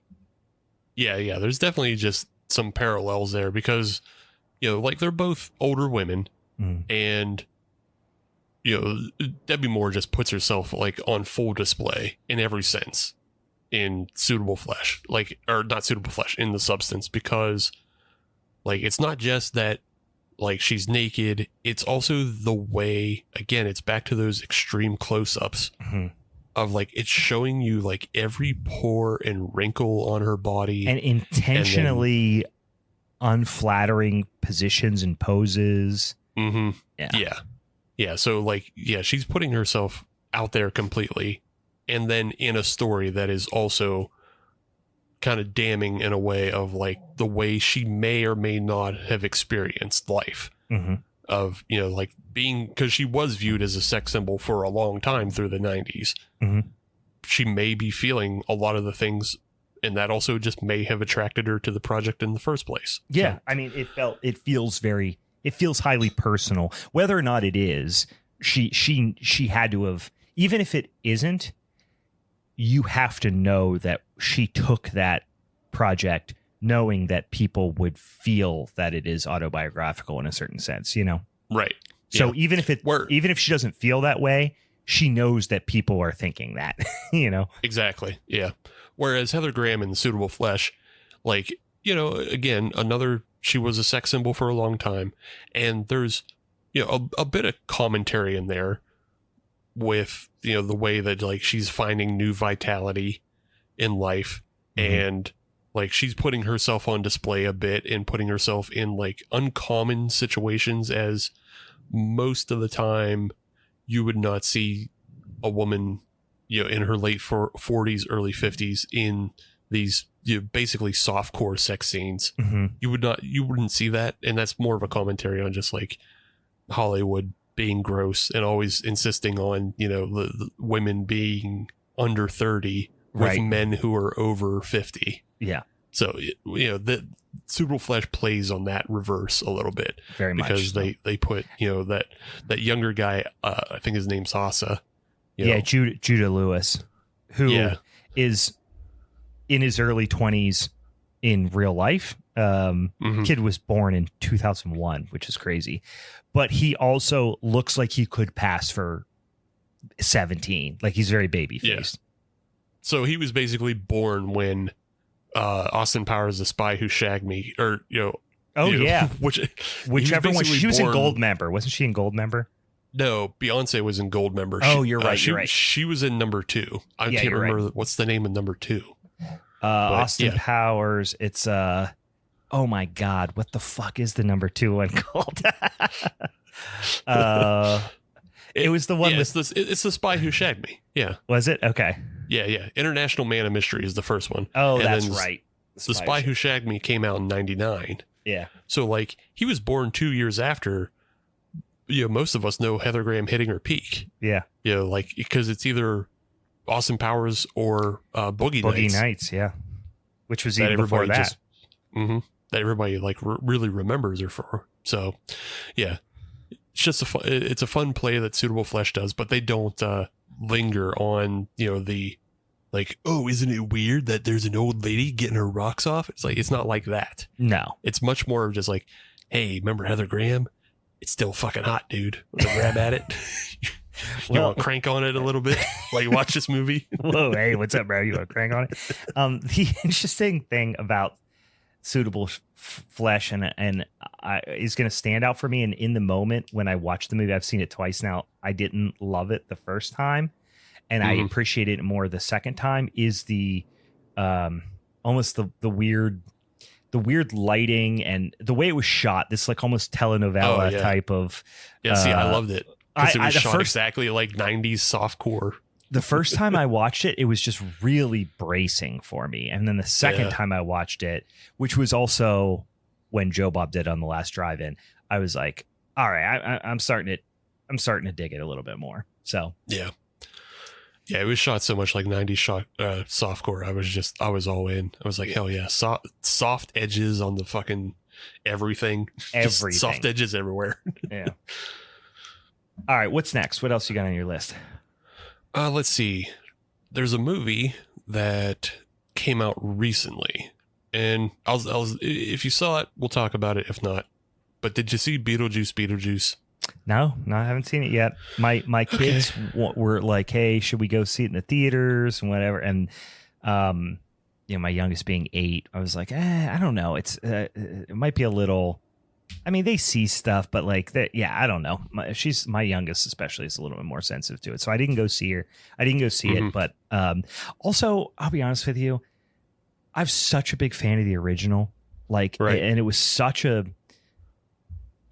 comfort movie for me for so many years, and it still is. That I was just like, I don't want to not like it, and so I didn't go see it in the theaters. But yeah. There's so few movies like that are just capitalizing on nostalgia that I like. So few. Yeah. It had 3 scripts the way this movie watches. Yeah. And they tried to do all 3 scripts. And there is some really good things in there. Like Tim Burton went all in on doing big sets and crazy lighting and practical effects. He went all in on that stuff. Yeah. But the scripts, I have to keep saying scripts because it literally is like watching 3 movies smashed into each other. Yeah. Yeah. And I'm just like, fuck. You, like, if this was a more focused, dedicated film, like to just one idea, it would have been fucking great. I will say though, and I don't care about spoiling this, it is really fucking funny how they deal with Lydia's dad, Charles.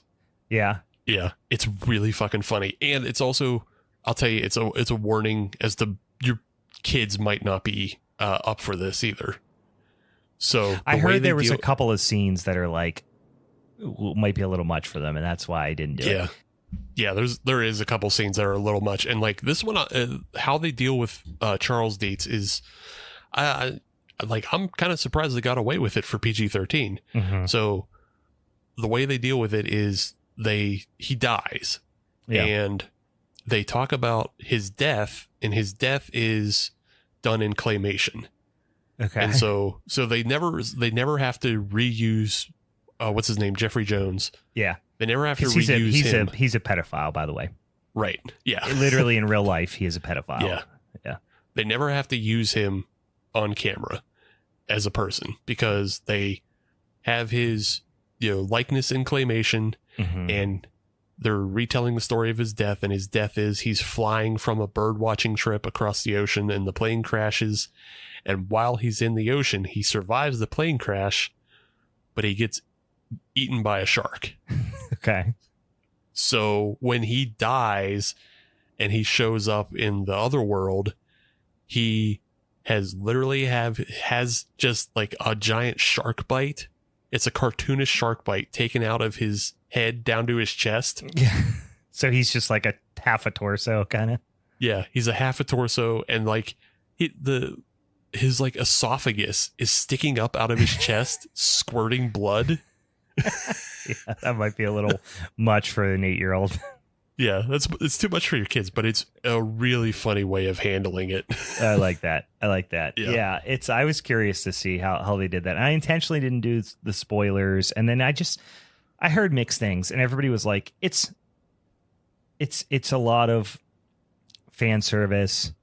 It's a lot of the things you would expect. Here's what I kept thinking of is like the two biggest movies, like, and these are movies that both came out when I was too young to watch them. I was born in 85. Beetlejuice came out in 88 or 89. Yeah. That and Ghostbusters were I watched them 100 times as a child, but but I watched them 5, 6, 8 years after they came out. Right. When I was like of a more appropriate age to just be obsessed with them. And so I watched them on home video over and over and over again. And then when all the new Ghostbusters movies have just been so depressing to me, and I've watched every one of them. And they just were so, the fan service, and I just hated it so much.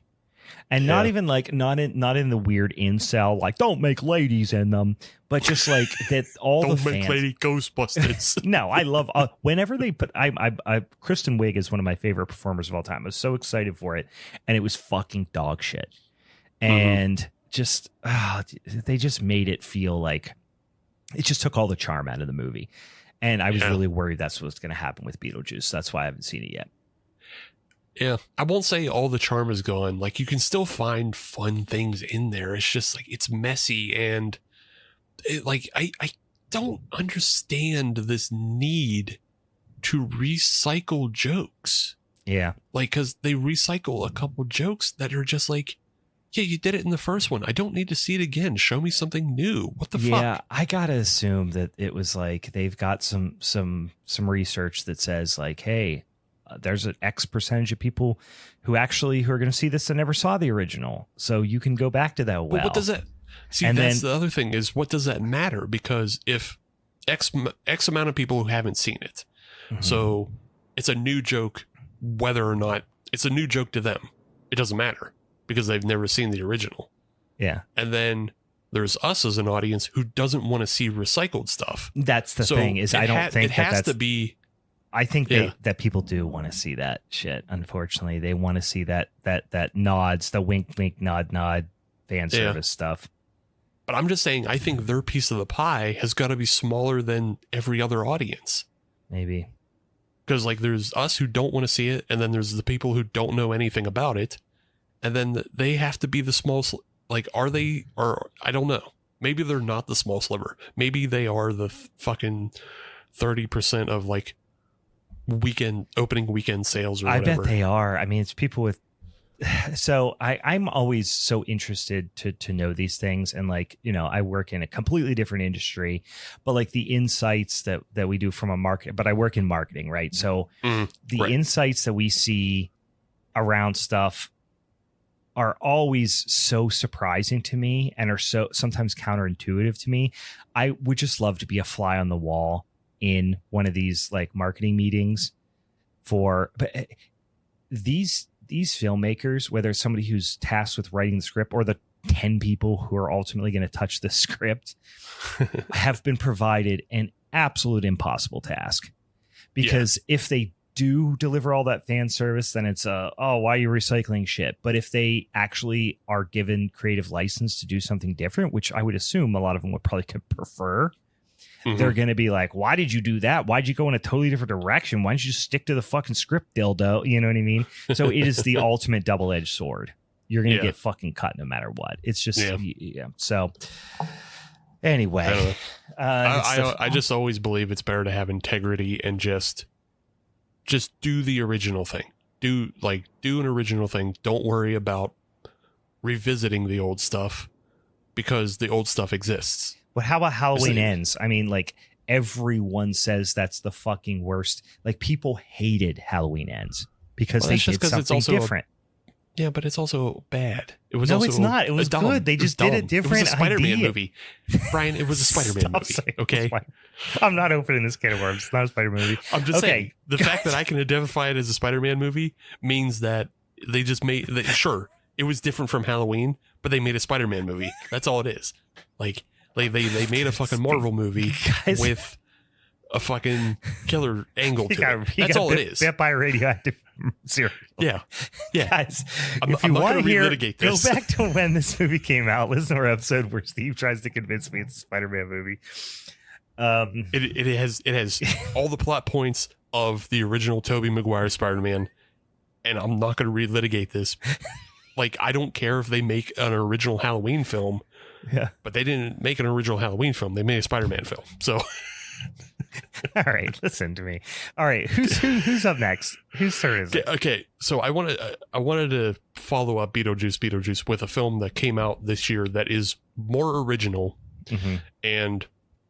but I don't think we did it. We didn't do an episode on it, and we maybe only lightly talked about it. And I still don't know if you've actually seen it, but Lisa Frankenstein. Did you see that? No, that was one of the other ones that people seem to like. And it just looked too... I'm going to see it. I will see it eventually. But I did not prioritize it because it looked it looked too fucking cutesy to me. Sure. It just looked really cutesy. It looked like, Warm Bodies or something like that, where I was just like, Jesus Christ. Do we need another like teen fucking romantic horror comedy or something, whatever it was supposed to be? But that might not be what it is, but that's just me, my bias. Yeah. I think it's a little edgier than like Warm Bodies, or what's that other one that you've talked about before that your kids watch, that it has like zombies in it, but like the zombies are pretty or whatever it is. Oh, just Zombies. It's called Zombies. It's a Disney movie. Yeah. There's like a Disney franchise called Zombies that they like. Yeah. Yeah. So like Dan's backing me up on this. Like, yeah, there is like cutesy stuff to Lisa Frankenstein, but it does have edge. There is one thing that happens in that film that I would say makes this something you can't introduce to your kids yet. So like there's at least one thing that happens. Someone gets their jugular ripped out or something. Yeah. Close. Close. Yeah. Close. It's a little more risque. More risque is what I'll put it as. Someone gets their genitals eaten or something. Close. Yeah. Very close. But yeah, like overall, Lisa Frankenstein is much more in that Beetlejuice vein of like, it's a film that is accessible to a wider audience. It has some pretty good comedy to it. It gets it feels like a little cutesy, high schooly, drama-y, but there's also like, there's just kind of a brutality to it at times too. Yeah. Of like Catherine Newton, who we like from Abigail. She brings back to life essentially a Frankenstein for herself. Dangle Frankenstein, sure. And she wants to do sex with the Frankenstein because nobody else likes her. Sure. And then there's also a scene where like she kind of gets sexually assaulted by a kid, and she lures that kid out to a graveyard to get killed by the Frankenstein. Yeah. So wow, that's some real role reversal situation where she's the one who gets the Frankenstein for romance, whereas in the original story, the Frankenstein wants another Frankenstein for romance. Yeah. So so Frankenstein's putting herself into Frankenstein's role. Yeah, the Frankenstein last name putting herself into Frankenstein monster role. Yeah. So she is like, it's a good film. It has kind of that. It does have a lot of that faux neon, the way people remember the 80s and 90s. Sure. But there's also some like toned down stuff as well. And yeah, I think it's a really good film. I think as far what's more interesting to me is, like the director is Zelda Williams, who was Robin Williams' daughter. And for a first feature, it's it's an interesting film to look at times. Okay. So it's a good film to start for her to start with, and it makes you wonder what she's going to do next. Yeah. Like it's imperfect in a lot of ways, but it has a look, it has a vibe to it. There's a very cool dream sequence she puts together. So it's like, I liked it. I want to see what she does next, though. Yeah. Interesting. All right. And I would put it above Beetlejuice, because it's just, even though it is kind of a Frankenstein rehash, I don't know, it's more interesting. Yeah, no, I mean, I reread around Halloween time the original Mary Shelley novel, and then as a result went and rewatched Mary Shelley's Frankenstein, which I feel like with Robert De Niro. With De Niro, yeah. Which we didn't do. No, we never did 31. Did I fucking kind of love that movie? I'm not gonna lie. It's been a while since I've seen it, so I don't have an opinion right now. That book is so fucking good. It's wild that it was written that long ago. Good God, is it depressing? But it's so good. So I got to go check. This has been on my list for a minute. I need to check it out. All right, I'm gonna say one which I don't know how much we talked about. Oddity. Yeah, we didn't. We've only made mention of it. Yeah, well, I know we mentioned it, but I don't think we talked about it a ton. Damian McCarthy, who the only other movie that I saw from him was Caveat, which came out a couple of years ago. Yeah, I don't think I've seen anything else by him. It does look like, I'm just looking through some of his other, he doesn't have a ton of other, feature length credits, or maybe any. A lot of them are shorts, but a couple of these shorts do seem to be like, it's weird. A short from 2013, How Omen Lost His Eye. It feels like it's a reference to now that character that's in Oddity, which is kind of interesting. I think it is. Which is over a decade. It might almost have to be. It has to be. It was Olin, and he had the weird eye, right? Yeah. Anyway, really liked this movie. But was afterwards surprised to learn how polarized it was. A lot of people didn't like this movie, which was interesting. And I think that it is a little bit of a slow burn. And although it has an exciting initial scene, but I think it would be fair to characterize this as a slow burn.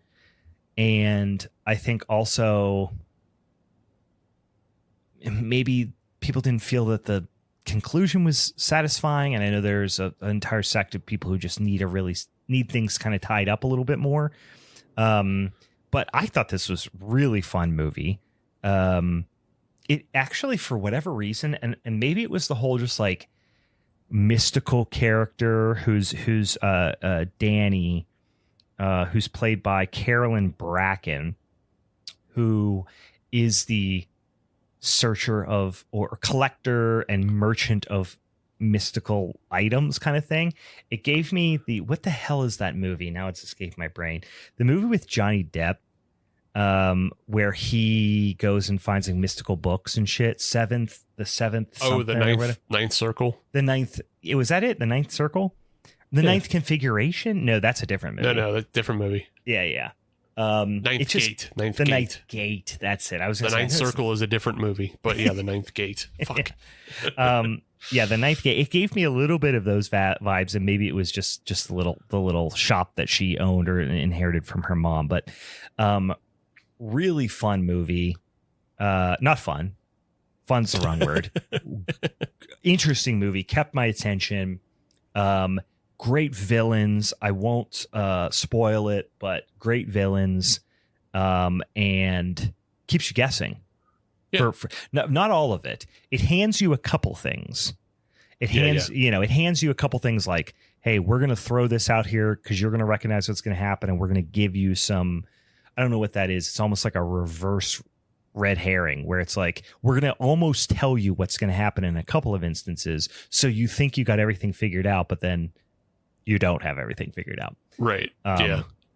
It's pretty obvious. Like the big set piece of the wooden man. Mm-hmm.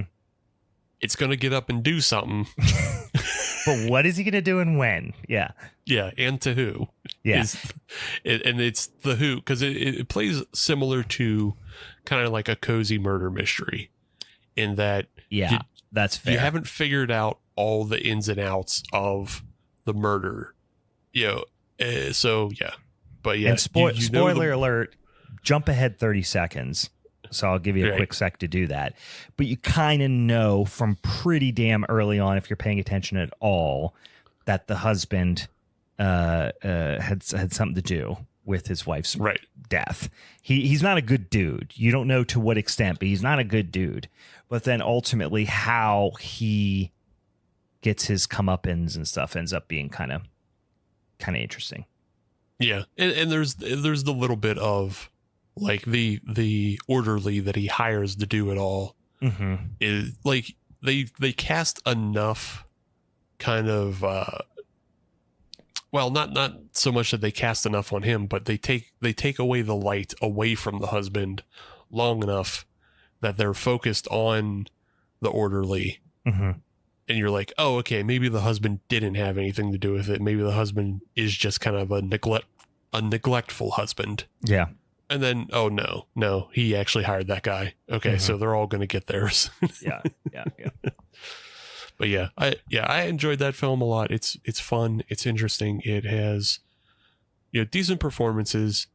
It has a decent like lore to it. That's what I really like about it. Is just like when you introduce, kind of these weird curiosities, and she has that whole shop of curiosities, and you're like, oh, what do they all do? I know. Yeah. It kind of, it was like the basement cabin in the woods kind of thing or something. Yeah. You're just like, what's going to happen? What's going to happen with all those trinkets and knickknacks? All right. Yeah, that's about it on Oddity. What do you got? This one I've been saving. In this one, I might call my number one. And it's not number one because it's the best. There's been a lot of great films this year. There's been a lot of films everybody just like is calling the best. The Substance is up there. The Last Omen's up there. And like, yeah, they're all great. I'm not denying that. But I think this film, has been underwatched and it needs more attention. And it's the best because it punches so far above its weight class. All these other films, they're made by great people. Fine. Yeah. Tubi original Lowlifes. That is not what I expected. Right. All right. Tell me about this movie. I've not seen it. This movie fucking rules, and not enough people have seen it. Like you just said, you know nothing. You don't even know it exists. No, I do, because I saw it on somebody's list on Letterboxd. You might have just saw it on Patreon because I did do a write up about it earlier in the year. It's probably true, but it was on somebody's Letterboxd list of the best movies of best horror of 2024. Yeah, it really is, and it's so confusing to me, like how this film wound up where it found up. Like how did it become a Tubi original? It was written and directed by a couple guys who don't have many credits. The cast you won't recognize, but the cast is fantastic. They have an actor who is really, really good. And the only thing I wished for him was to be Jim Cummings. Yeah. That's the only thing I wanted. Like, he's the guy who's this in this is role already is on really my this is actually already on my Letterboxd watch list. Weirdly enough. I don't remember putting it on there, but I did at some point. Somebody must have told me to. I might have told you to, but that it's very possible because I did talk about this movie earlier in the year, but I want to repush it again because it has no business being as good as it is and only existing on Tubi and no one paying attention to it as they should, because every other Tubi original is kind of that. Yeah, I've struck out every single time. Yeah, I think the only other one I kind of like is Hellblazers, featuring Tony Todd, and there's who's the other person in Hellblazers that's really funny that they're in there. Billy. Oh fuck, Bob Thornton. No, not Billy Bob Thornton. The other funny Billy. The Billy Eilish. everybody loves.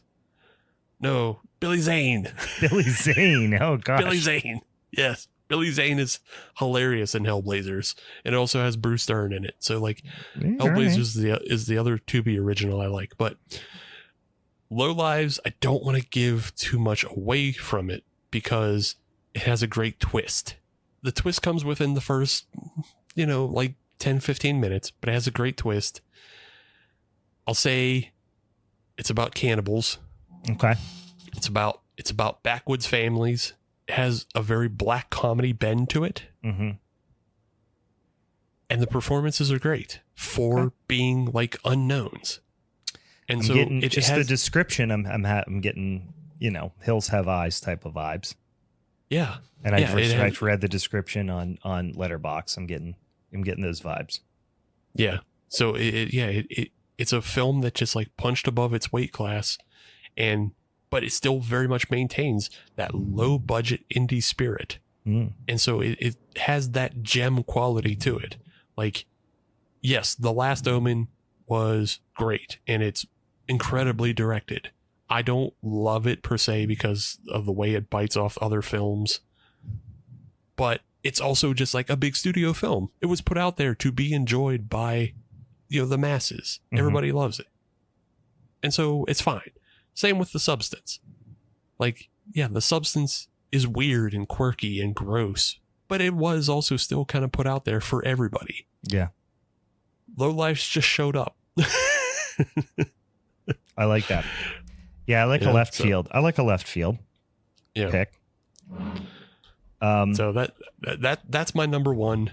My number 1A is Azrael with Samara Weaving. That's one of the ones that is on my list that I haven't pulled the trigger on yet. Yeah, it's also really good. Samara Weaving, like again, like this one is an easy win because Samara Weaving rules, obviously. Mm-hmm. Like everything she does in this film, she's done in previous films, mm-hmm. but it's more brutal. It's more gritty. It's just like the fight scenes in Azrael are like very on par or close to on par with like some of the Joe Taslim films. Like the Night Comes for Us. Like it gets close to that with how brutal they are. And then the ending is just holy fuck. Okay. Yeah, that one's been on my list for a minute and I just haven't pulled the trigger. That's like one of the, 3 or 4 that are on a lot of people's lists that I haven't pulled the trigger on. I'm going to throw another one out there that I think, and we can do a little rapid fire round as we wrap it up, because I think there's some movies that I think are worth saying a couple sentences about that we haven't talked about. But here's one that I think is not getting the credit that it deserves. And Steve, I actually don't even know if you would like it that much. There's certain elements I know you would really like, but I don't know that you would like it that much. First and foremost, because it's a found footage. Mm-hmm. And it's just, I know, not your cup of tea. But this is a movie that, again, I think it actually, hit some festivals and stuff in 2023. It was originally released then, but actually got more like its proper release in 2024. And it's called Frogman. I didn't see that one. Yeah. But I've heard things. It's like on my to watch. Anthony Cousins directed it. I think probably our listeners and myself would only really know him from directing segments in Scare Package and Scare Package 2.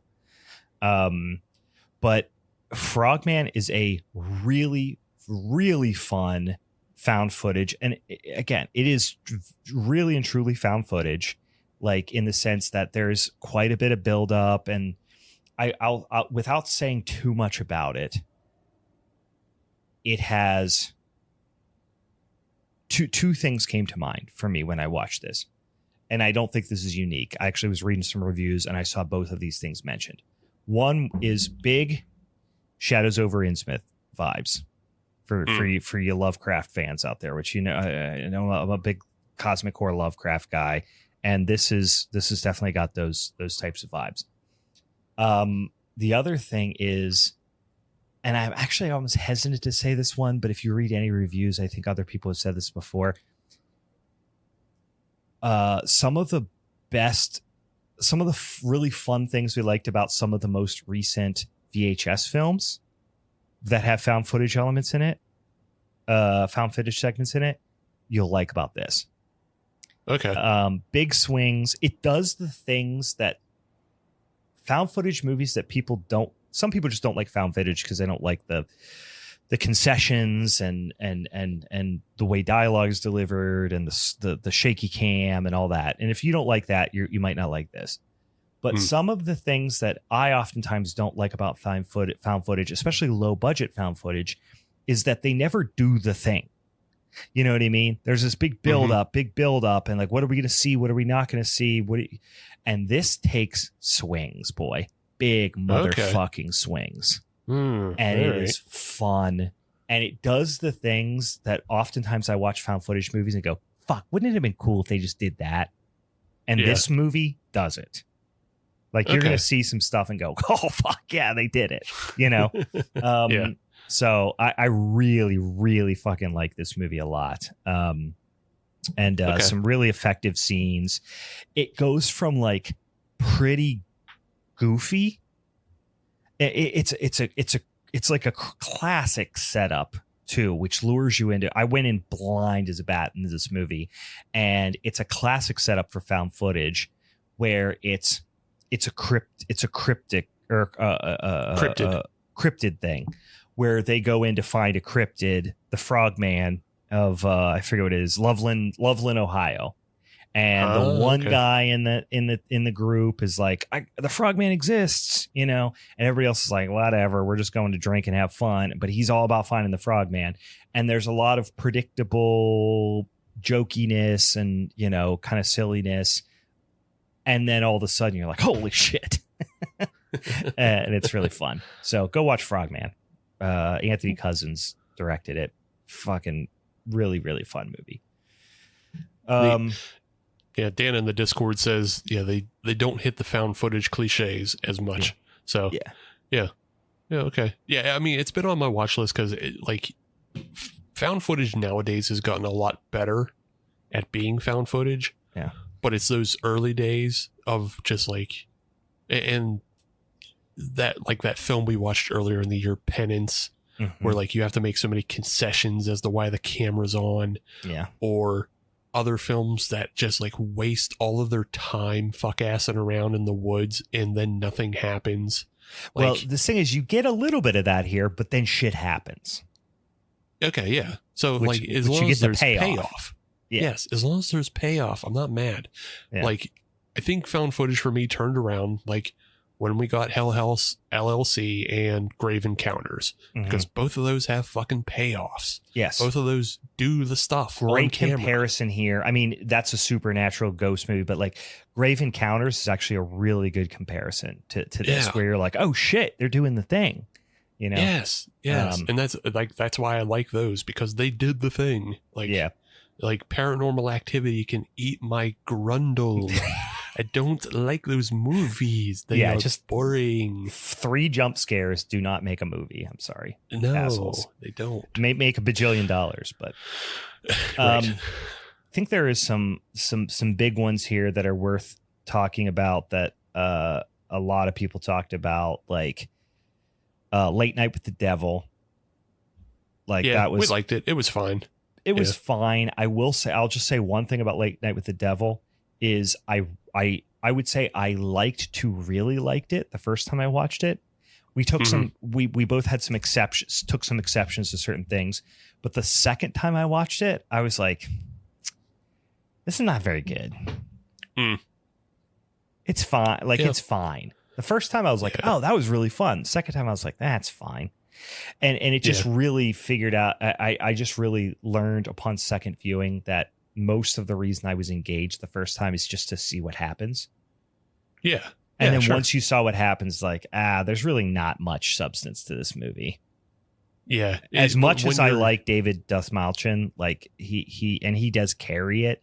And also the guy who plays the skeptic, the what's the guy's real name? Oh, fuck. The James Randi. James Randi. Yeah. The James Randi, want to be like, he's great, but overall, it just, I don't know. Didn't like it as much on second viewing. Yeah, I can see that. Like, I haven't gone back to it since. So yeah, I was just. I just did because they did it again. They did it on Joe Bob. I watched it when it first came out, Right. then they did it on Joe Bob, so I watched it a second time. Sure. Yeah, yeah, it was fine. But yeah, the ultimate payoff and everything, just I was like, nah, all right. I don't know that I'm going to go back to that, and I haven't. So yeah, but it's fine. Like, if you haven't seen it before, it's worth checking out because it does hit. It does hit like all the 70s TV type of vibes. Yeah, and if you that grew stuff. up watching, I mean, we were like a Letterman. We watched Letterman religiously, and then in Conan. Like, we watched Conan and Letterman religiously when I was a kid, and even into college, I watched Conan religiously. So if you have affection for that stuff too, you'll dig some of the nostalgia there. But yeah, quick hitter for me. Did you see Trim Season? No. Saw it pop up a couple times. I don't even know if it's really like barely on my radar. Sure. I think you might like this one. Mm-hmm. It's the story isn't super unique. Like, or the story has unique plot elements to it, but like the plot and the way it plays out is going to feel very familiar.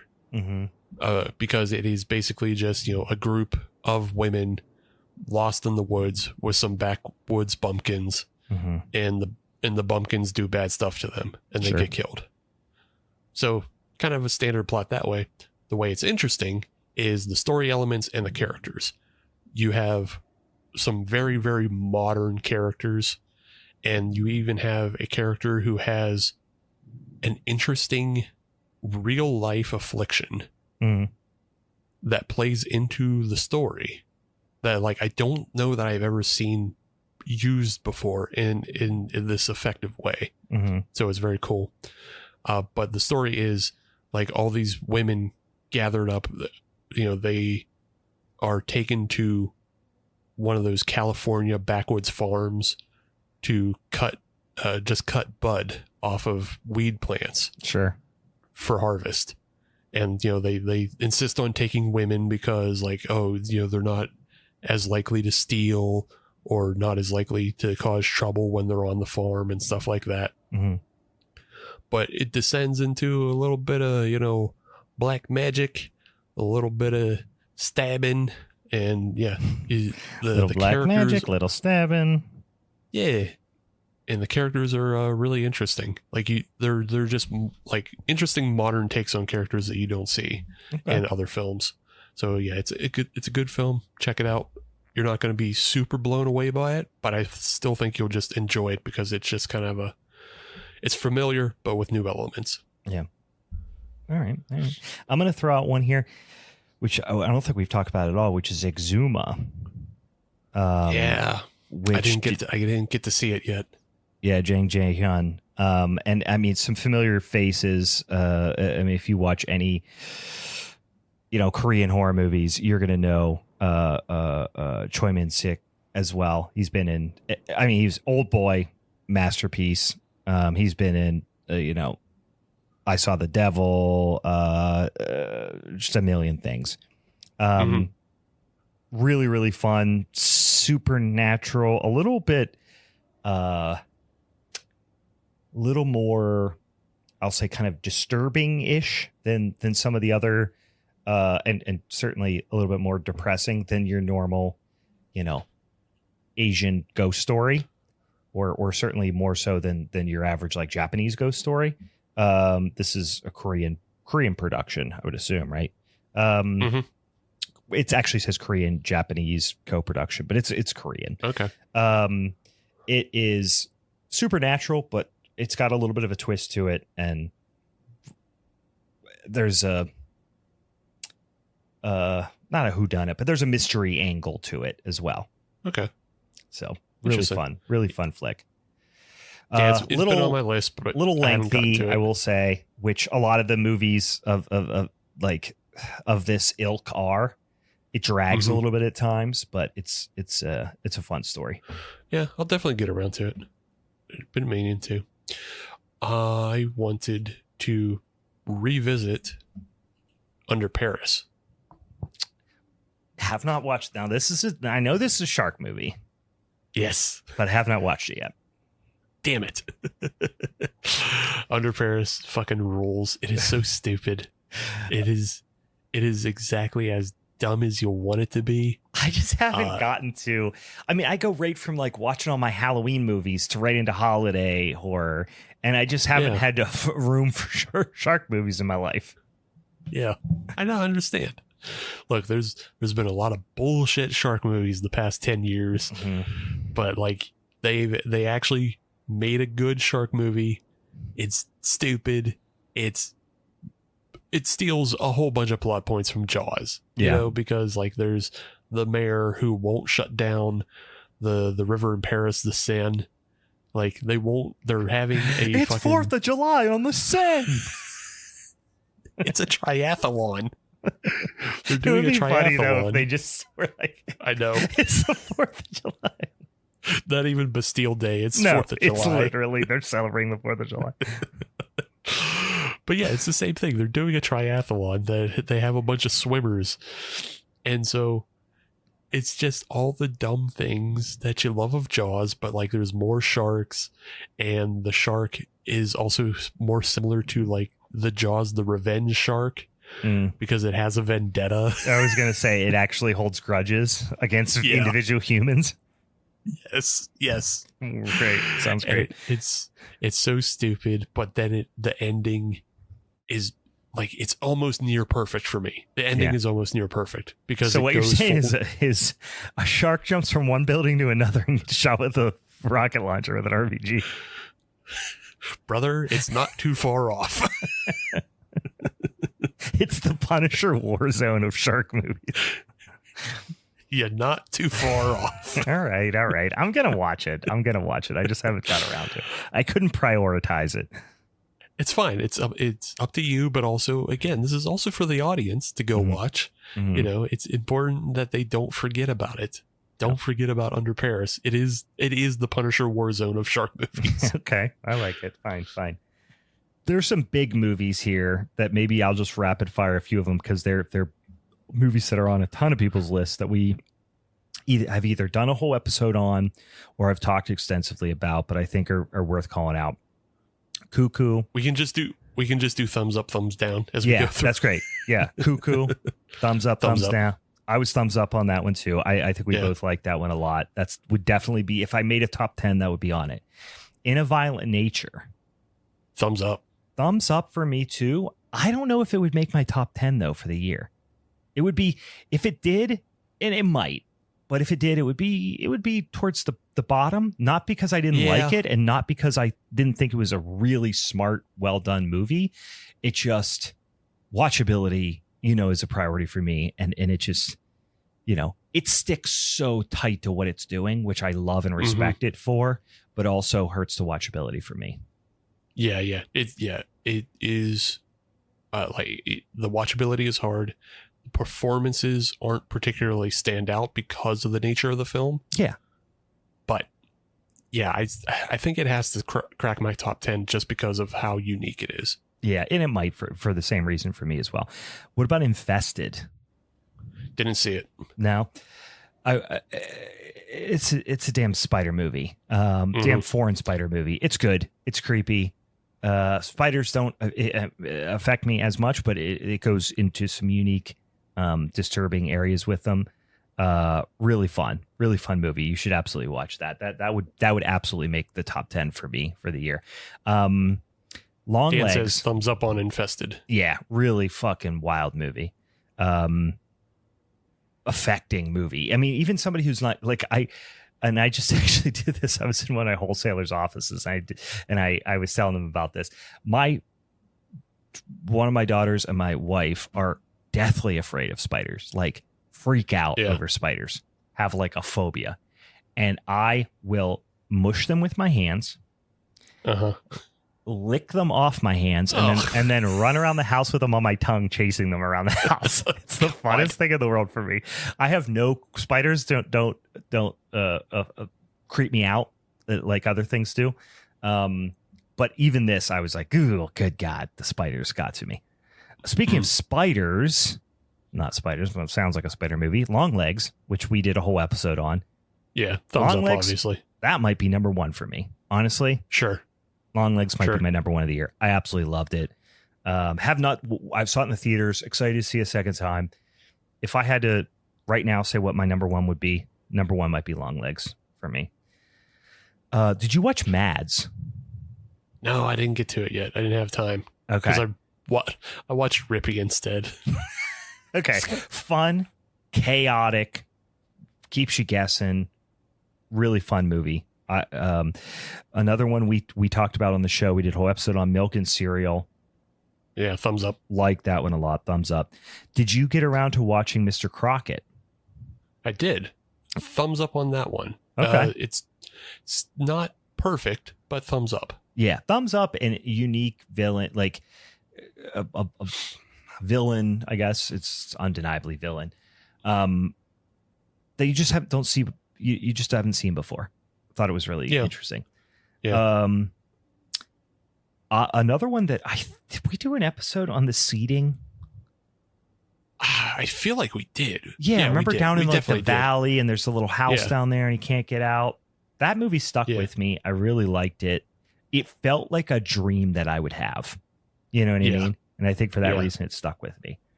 Yeah, that's that. I feel I want to put that one in my top 10.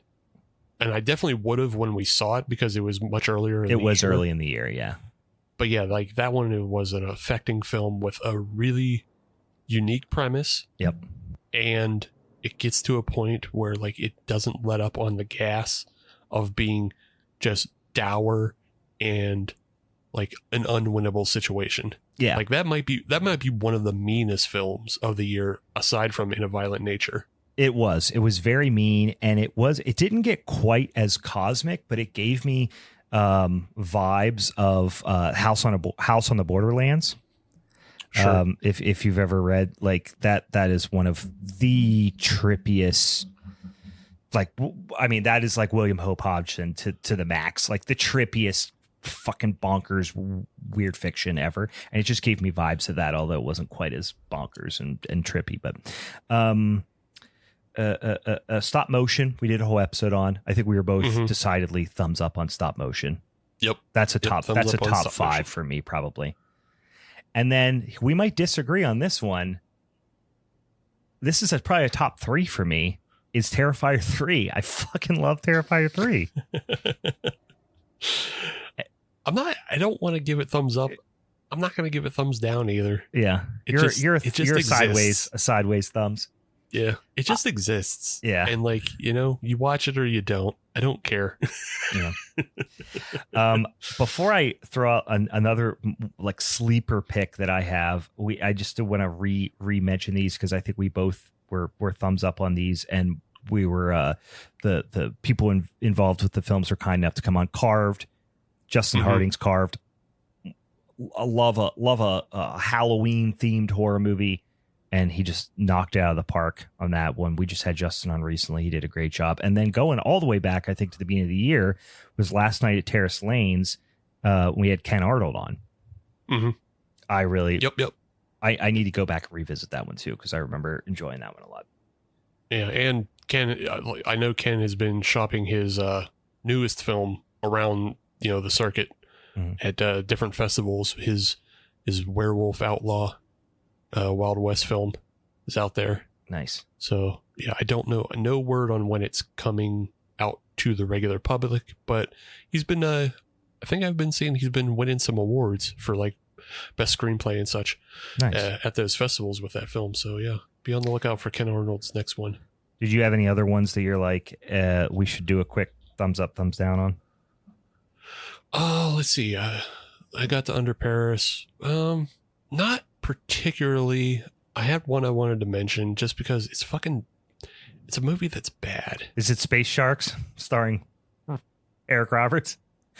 It's kind of close. He does have Eric Roberts is in a new movie. It's called Space Sharks. So guys, check it out if you feel like you should. It's not terribly off from that, but okay, no. One thumbs up I did have that you probably didn't see, but it's called Lord of Misrule. Mm-mm. It's like a cozy folk British horror film.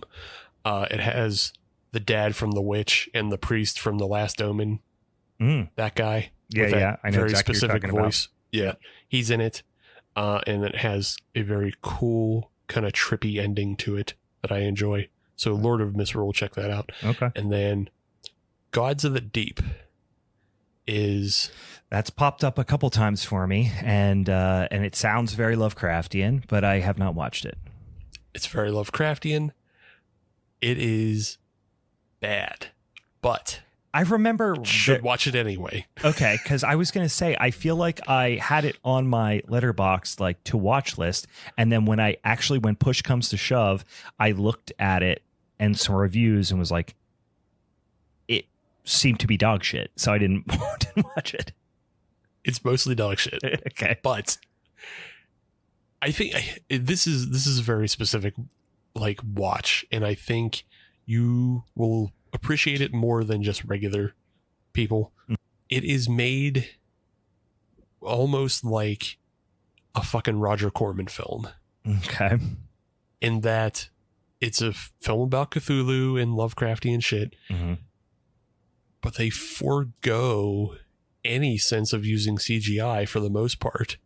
And I'll tell you right now, Cthulhu is just a dude in a morph suit with a paper mache mask, and he's on a shitty set surrounded by like paper mache fucking volcanoes, and he's just like wiggling his tentacle arms at the submarine. It is the worst effect I have seen in the modern era. I laughed my fucking dick in the dirt, and I need everybody to see it.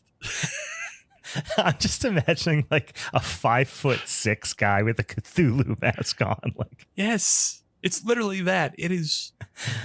All right, it was you got shocking. It was shocking because like the rest of the film is like the research submarine or whatever. It's just one of those standard. We found a fucking refinery plant that nobody's using. Yes, and filmed in there. Yep. And so whatever, but yeah, it feels like a Roger Corman movie pre-80s. I just so watched, fucking for bad. some reason, I just had on the background. I rewatched because I haven't seen it in 20 years, but I just rewatched I Was a Teenage Frankenstein. And I'm imagining that like level of paper mache. Yes. Yeah. Yes. You're close. It's fucking garbage bags and paper mache. Nice. But the other side of that is like, it's not done with a wink and a nod either. Like, I don't know that the actors knew what the effects were going to be, but like everybody actually kind of puts themselves into the film.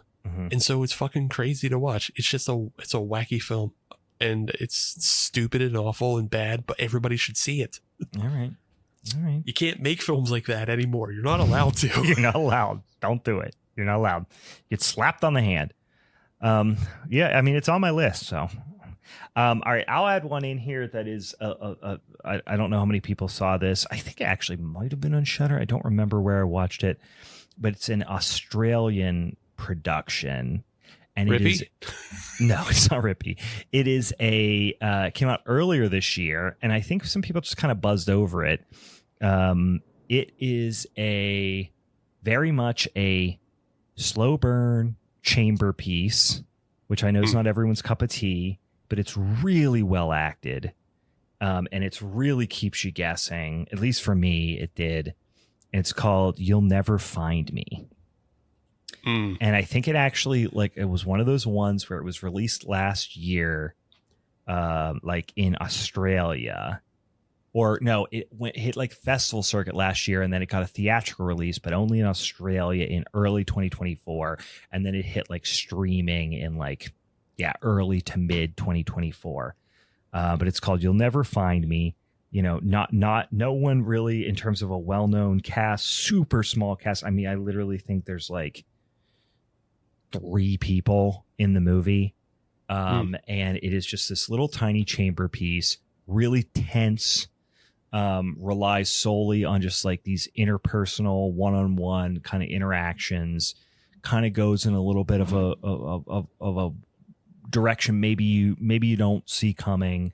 And I don't know, I just thought it was a really, really well acted movie and like stuck with me throughout the year. Interesting. It's popped up, but I just haven't pulled the trigger on it to see it. So yeah, and I mean, I know I like those types. You know, oh God, what was the one about them doing the black magic rituals that we've talked about a couple times? Just two people. Dark Song. Yeah, Dark Song. Like it's not, it's totally different theme, but similar vibe in a lot of ways. So worth checking out. All right. I think I hit everything on my list. Anything else you want to mention? You know, I've already said it twice, so I'll give it the Beetlejuice and say Rippy again, but I'm not going to get into details because I'm still writing about it for the Patreon. So yeah, I mean, this is one that's like people have thrown out to me a couple times, and I just haven't. Yeah, haven't pulled the trigger it's interesting. Yet. This is the Killer Kangaroo, right? Yeah, it's interesting. You know, it's not going to make anybody's top 10, but you know, read the Patreon as to why I think it's worth watching. Yeah. And then also Ken Arnold's new film is called A Town Called Purgatory. We didn't say it before, but okay. Yeah, I remember. Keep an eye out for A Town Called Purgatory. Awesome. All right. And don't forget, next week, boys and ghouls, we are going to be talking about our Secret Satan Showdown for the month of December. I'm going to be talking about the mean one. Our guest Anthony is going to be talking about Better Watch Out, and then Steve is going to be talking about Deadly Games, aka 9 other titles. So check those movies out if you haven't, and we're going to discuss them at length next week. All right. Any final thoughts, Steven? Anything else we need to mention before we wrap this sumbitch up? It's been a good year for horror, and it's been an especially good year for female performances in horror. Yeah. I can't think of another year that like has had the best female performances, and there's at least 10 of them, list. It's if like not 20. all of them. Yeah. I mean, yeah. Cuckoo, the Suitable Flesh, The Substance, Stop Motion. Holy shit, yeah, just like a lot. Really great one in Mads, too, albeit a shortish one. Longlegs. Yeah. Strange Darling. Like, Willa Fitzgerald in Strange Darling is so fucking good. I gotta watch it. That's top of my list. Don't know it yet. That's one of those ones I wanted to watch before we got into this episode, but I still hadn't watched The Substance. I was like, I gotta watch this movie before we do this episode. So, well, I think watching The Substance is better because like The Substance is far more horror, and I might like Demi's performance just a little bit more than Willa Fitzgerald's. Yeah, but Willa fucking, I think she might have beat out Micah Monroe. And I love her performance in Longlegs. So I don't know. All right. I don't know. All right. Go out and watch these dang old movies. Because they're all going to go away as soon as 2024 is over. That's how movies work, guys. Sorry. Then once they're gone, you got to start over. You wipe the slate, start over with all new movies in 2025. All right. For the Halloween's Forever crew, I'm Brian. And I'm The Substance. You're just the title of one of the movies. Yeah. No, I'm just The Substance. All right, fine. Bye.